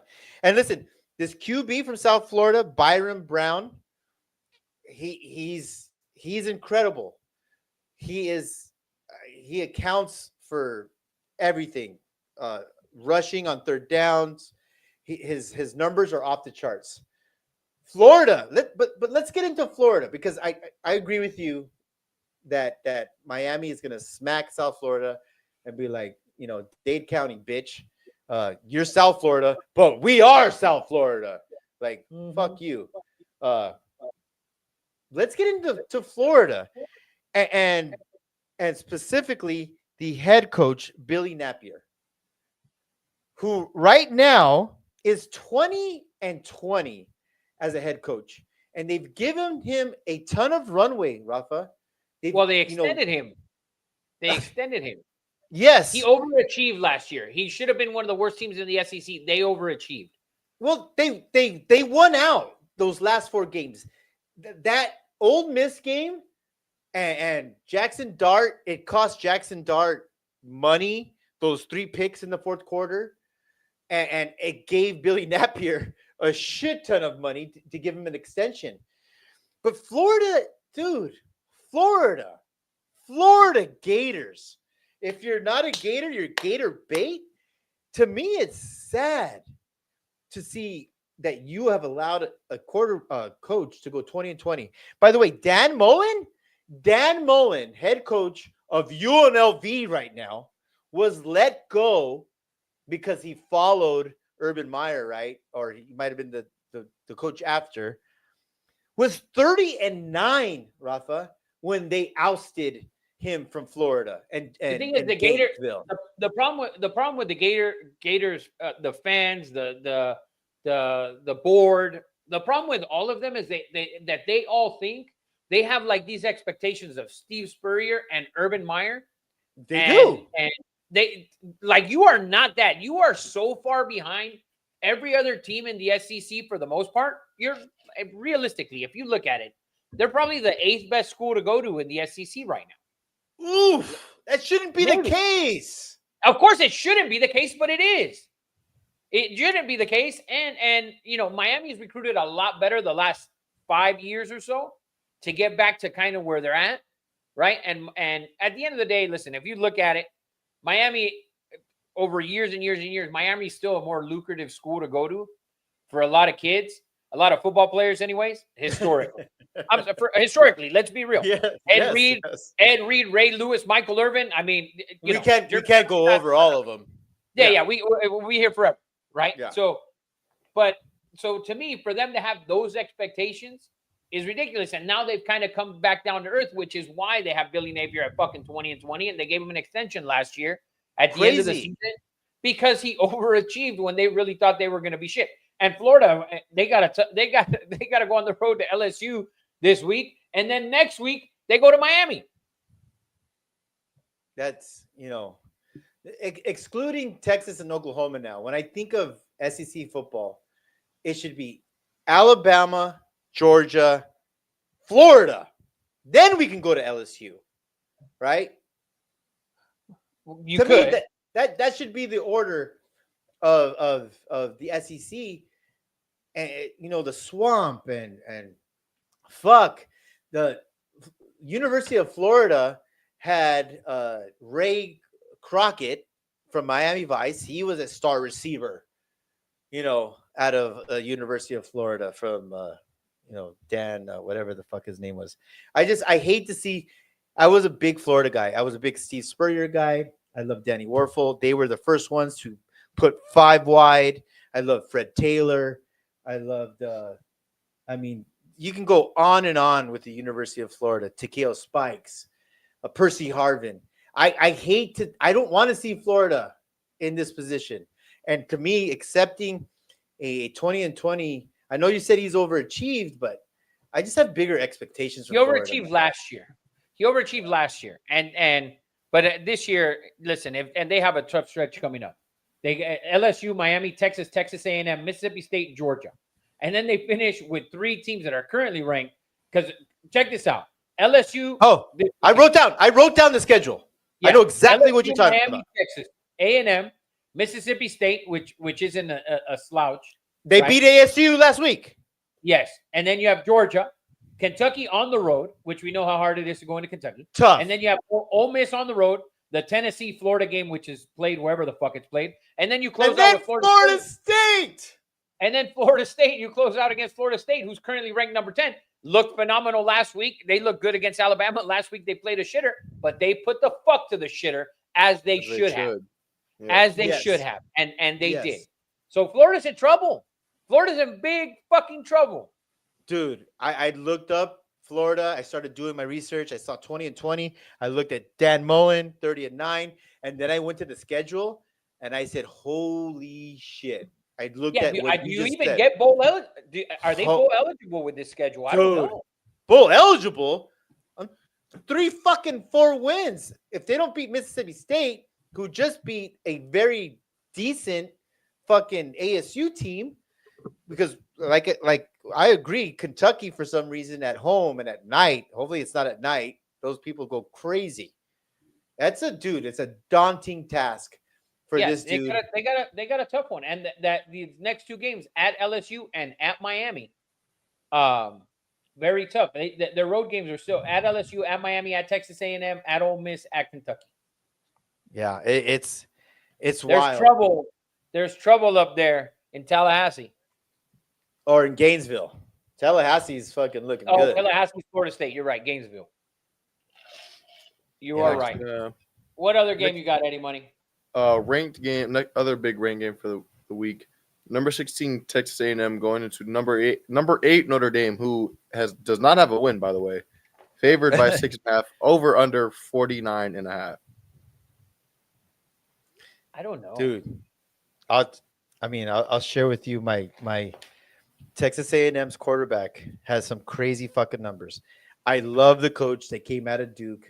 I think he's fucking great. I forget his name, the coach now at Texas A&M. I think he is a great coach. And Marcel Reed. As of right now, Rafa, Marcel Reed, the Texas A&M quarterback, is 41 of 62, 509 yards, 7 rushing TDs, 105 rushing yards. This dude, no one's talking about him, but Texas A&M is going to be a problem. It's going to be a problem in the SEC. The first Texas team. I don't agree with you. Okay. I don't agree with you, and I'll tell you why. Because they've played two teams that, to me, aren't high caliber Division I football teams. True. And so right now, when you're going into Notre Dame had a week to Ugh. go over that loss. They've had 2 weeks to prepare for this game, right? And Notre Dame knows right here that in this game, they don't win this game, their playoff hopes are dead in the water. It really is. You can't start 0-2 and still believe. Listen, if they even lose this game, you've got to pull them out of the top 25 or at least take them to 20. Unfortunately, that's not true, Rafa. It's not true. It should be, because It should be. It should be. But there's no way lost. that if they lose this game at home, and I don't think they will, because to be honest with you, I think they beat Texas A&M by 10 or more points. I'm telling you right now, I'm blue chipping the Notre Dame Fighting Irish. As much as I dislike them, I think they had time to look at that Miami game and realize that our quarterback played lights out, but our best players on offense are in the backfield. And that is your best player, and you need to feed him the ball. I think they will change that, Eddie. I think they will come out. I think they smack Texas A&M in the mouth. And I know Marcel Reed. I know he's thrown for 7 scores and yada, yada, yada, and he's thrown for 500 yards. He's played Texas, Utah State, and UTEP, I think it was, or San Antonio. Yeah. So, listen, he hasn't faced anybody yet. On the road, Saturday night.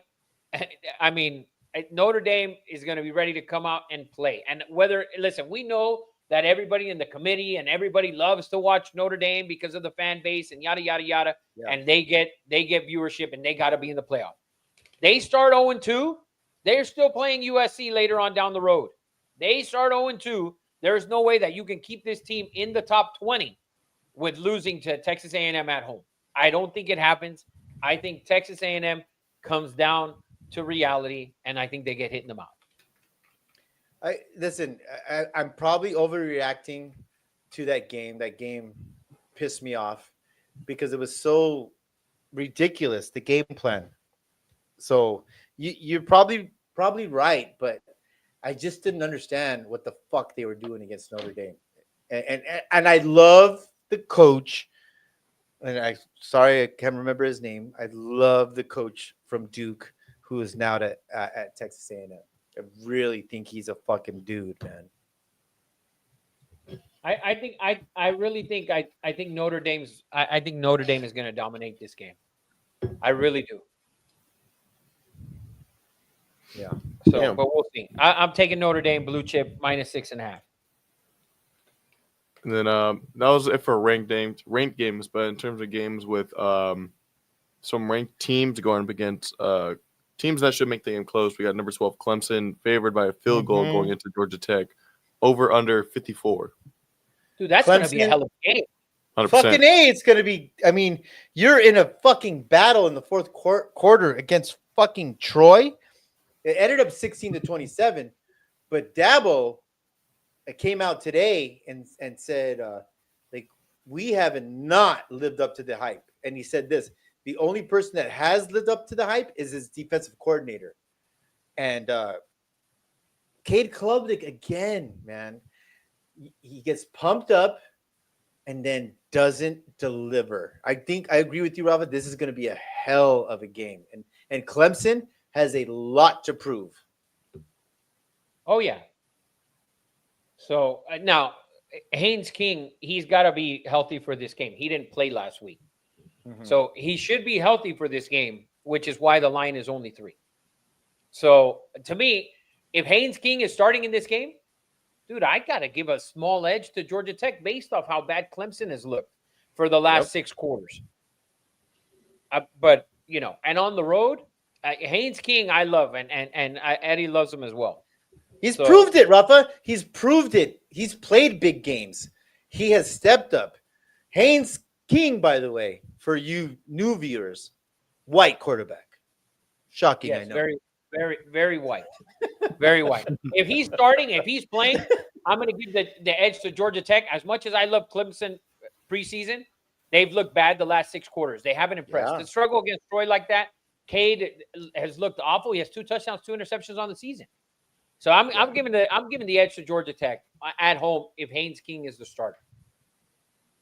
Matthew Rocha, that's a fact, man. But you have to deal with Miami. We know North Carolina isn't a threat anymore. SMU, maybe. But great quarterbacks, dude. The guy Haynes King is a problem running the ball.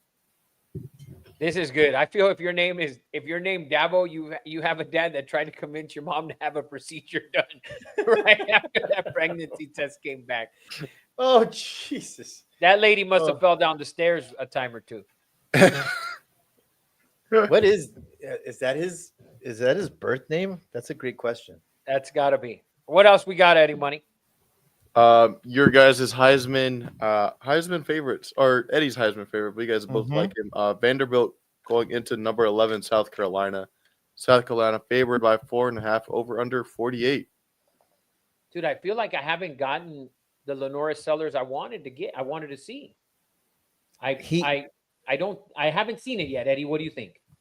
No. I agree. He didn't shine last week. He had some plays, against a very weak opponent. I agree with you.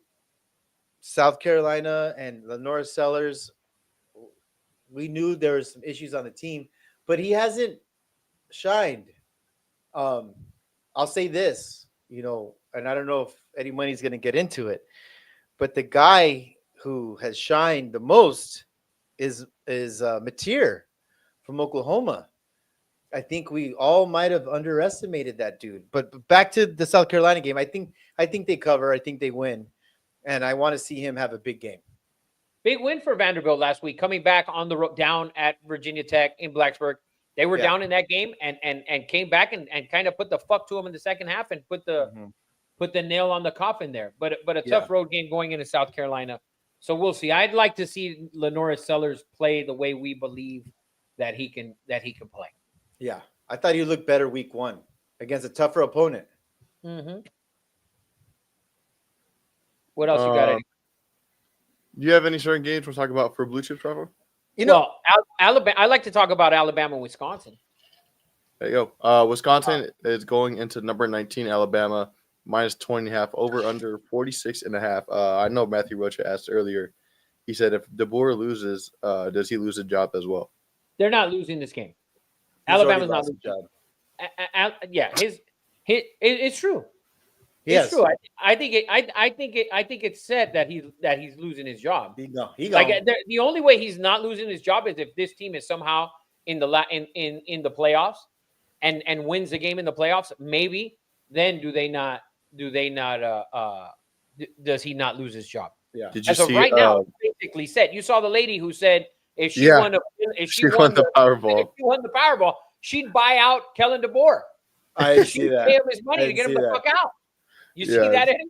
Yeah, I did see it. Even Crazy Willie or whatever, who says he don't give a piss about nothing now. Not even in the Tide. He's jumped off that. That's insane.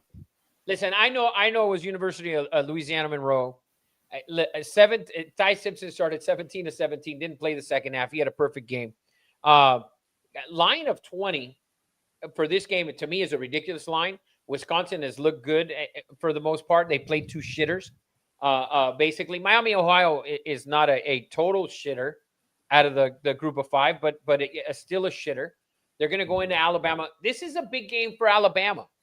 For at least for Kellen DeBoer, he's got to be able to put up a ton of points like he did last week. I'm not saying 73 against Wisconsin is still a Big Ten opponent. It's still a big time program, right? And when you idiots are going to think, oh, big time program, the Big Ten, Wisconsin is still school. 100% is a football that still gets massive fucking offensive alignment and never suck. I'm sorry, and never sucks.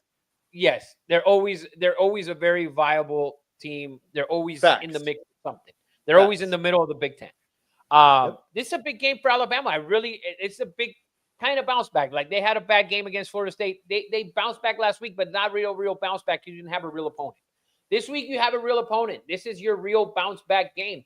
You're favored by 20. Vegas thinks you're 20 points better than Wisconsin at home. Mm-hmm. Can you do it? Can they? And I'm not talking about cover. Can you dominate a game for 4 quarters against a big time school? And that's going to be that'll be very telling for DeBoer and Simpson going forward. And I don't know if Ryan Williams is even going to be healthy to play. They're he saying didn't play. they're saying that he most likely is going to play after the concussion.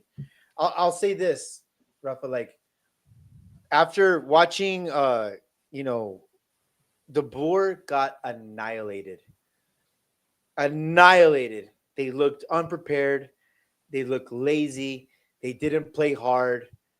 And coming, you know, from Nick Saban to this, if he doesn't at least show effort, fuck covering 20 points.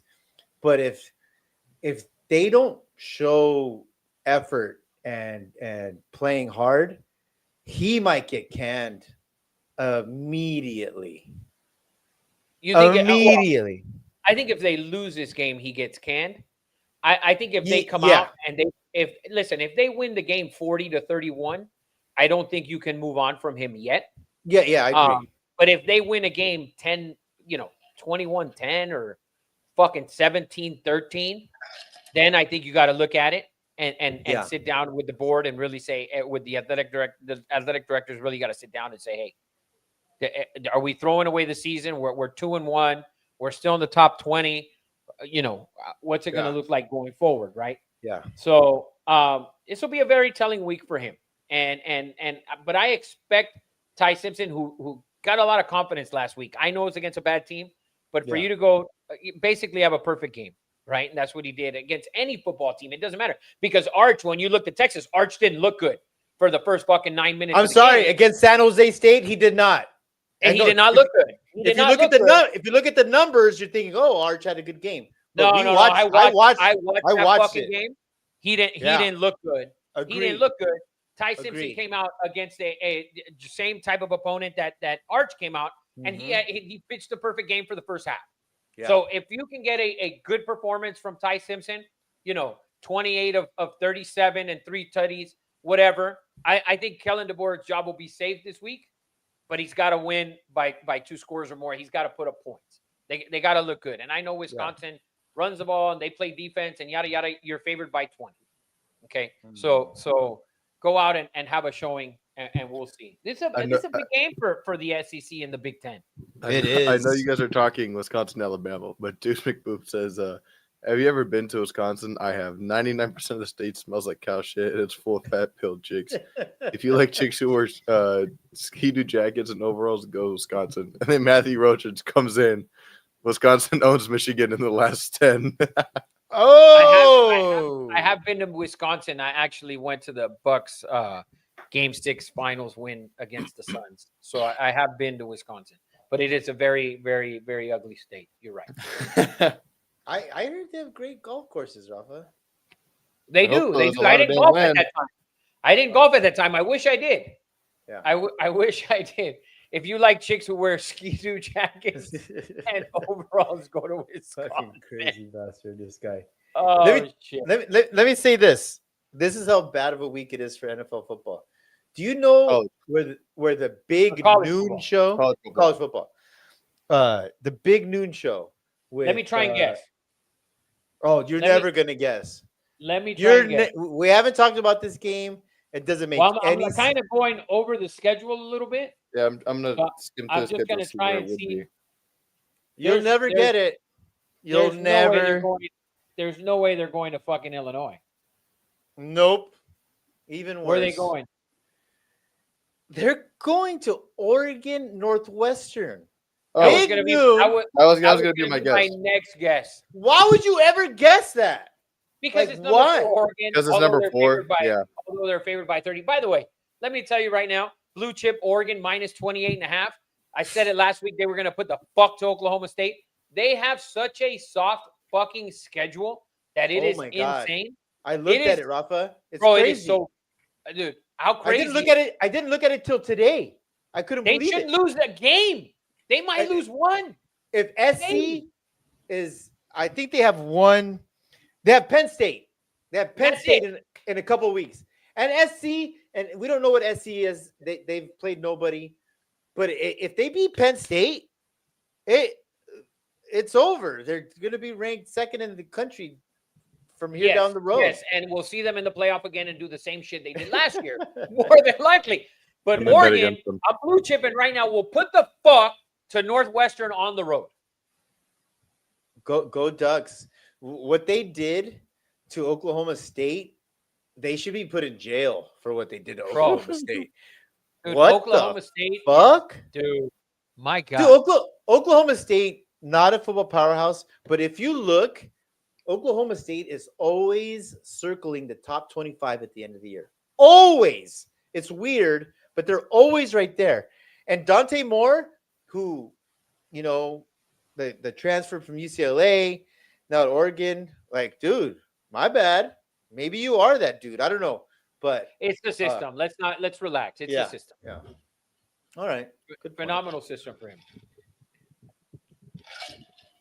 Jacob says Arch looks super uncomfortable so far, and I agree. Dude, he looked. He's just. He doesn't look. He doesn't look good. He doesn't look good. We might be wrong as fuck on this, Eddie. And I know you say they're playing the long game. I understand, but dude, you gotta look good. And I know he had 4 touchdowns in 5 minutes. Watch that game. If you watch that game, outside of those 5 fucking minutes, he wasn't good. He wasn't good. We couldn't believe what we were watching. We were watching it thinking he's going to get right. And I still, listen, he's not coming out. He ain't coming out. He ain't coming out. But the thing is, he might not be at Texas either if he keeps on playing like this. No. Because it doesn't look good. It does not look good. And you have so many weapons. And it doesn't look good. And we'll see this week. I think they got another shitter, right? Yeah, they're favored by 41.5 against UTEP, and they're at home. And another shitter. You get another shitter. Dude, I need to see a game where this guy has 5 touchdowns in the first half. I need to see a game where this guy's making good throws, good decision, getting the ball. And listen, we're going to score. We're going to score on every fucking drive that I get the ball. Because that is the idea that at least I have and maybe Eddie had and everyone who thought that he was the Heisman favorite. And yes, I was one of those people that when you get the football against a team like fucking San Jose State and UTEP and some of the SEC teams that are at the bottom, I feel like you're going to score every fucking time. Because when I watched Dylan Gabriel at Oregon, I felt like he was going to score every fucking time. Seriously. You almost did. That's what I feel like when I watch Justin Fields. Like when I watch those quarterbacks, I feel like you're going to score the ball every fucking time against these shitters, and you are not. And you really weren't. To go start the game, the first 3 drives of the game against San Jose State, and you can't fucking score. A team that lost at home the week before to Central Michigan. Like, come on. Yeah, speaking of Central Michigan versus Central Michigan next week. This could be. Is it? Yeah, I think they play this week. They're favored by 28. This could be Sharon Moore if you don't beat Central Michigan, who are, I believe Chippewas. If they're always tough. Central Michigan is one of those Miami of Ohio's. They're an Appalachian State. They're one of those teams that are gritty. If Sharon Moore doesn't put the fuck to Central Michigan, that dude is gonna be gone soon. Well, I don't think he's coaching this weekend, by the way. Oh, is he suspended because of the Harbaugh thing?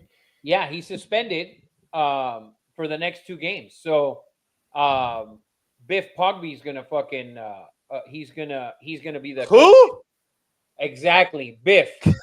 Biff from fucking Back to the Future. Back to the Future 4? He goes back to the future and coaches against Central Michigan? I'm going to tell you something. Biff's going to come out and fucking coach this team to a fucking 42-point onslaught on fucking offense. 42 points for fucking Big Blue this week. I'm guaranteeing it, Eddie. Hey, listen, Bryce Underwood, I know you loved him. I loved him. Went 13 of 24. I'm sorry. Went 9 of 24 for 124 yards. Yeah, Oklahoma had him in check. They had him in check. I didn't like the play calling by Michigan either, though, Eddie. I hate the fact that you have a quarterback that's this good, and you're treating him like at least a quarterback that you paid a bunch of money to, that we expect to be really good. I know that he's a freshman, but I feel like you're just forcing him into bad into bad downs, into third and longs, and I know you want to run the ball and blah blah. I don't feel like he's been put in good positions in game. No, I agree. I agree. Jacob wants to know, what do we think about LSU? Or are they the Are next they the team next behind? team behind Ohio State? I hate to say it because you know how I feel about Brian Kelly, and I'm not a fan, but I dude, hate them too. I hate Brian Kelly, but man, I got to give LSU props here, right? And they got a Florida team this week at home. Florida had a terrible loss last week, and this might be the end of Florida as we know it. Yep. Especially if LSU puts the fuck to them on Saturday night. You know, going In down there Death Valley in at Death night. Valley at night, No, no no chance. one goes and wins in Death Valley at night. Yeah, so I think this is a big win here for LSU if they can win this game and kind of cement themselves as the second best team in the country for now. Yeah, because I know Penn State ran up to score. And I said they would be in the national championship. I said that to make myself feel better. I still don't envision it. Drew Aller, I still don't envision Drew Aller. Like, I want it to be great. I'm just not sure if they are or not. Yeah, he hasn't impressed yet. Yeah, right? Right? He hasn't impressed just yet.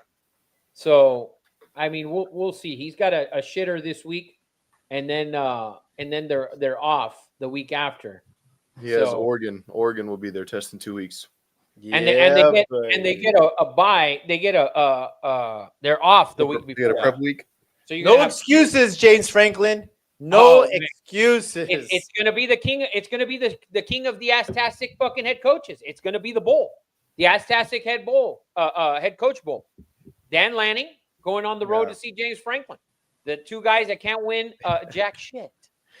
You think he gets freaked out because he sees O and U, and he's like, "Oh my god, it might be OSU." Yeah, are they coming into town?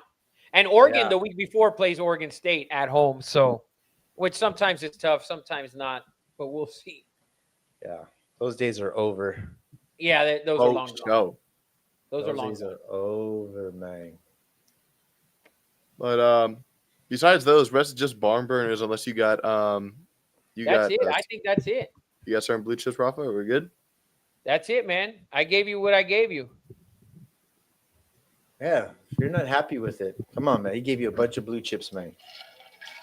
For those who stick around, I'll do a quick recap on them. NFL Week 2, we got the 49ers -3, Colts +2, Bucks +3, Raiders +3.5. And then for college football Saturday, we got Georgia -3.5 against Tennessee, Notre Dame -6.5, and Oregon -28.5 to tap that ass. Oh yeah, Taparoo. Well, guys, I think gonna kill it. that's all the blue chips, Eddie Money.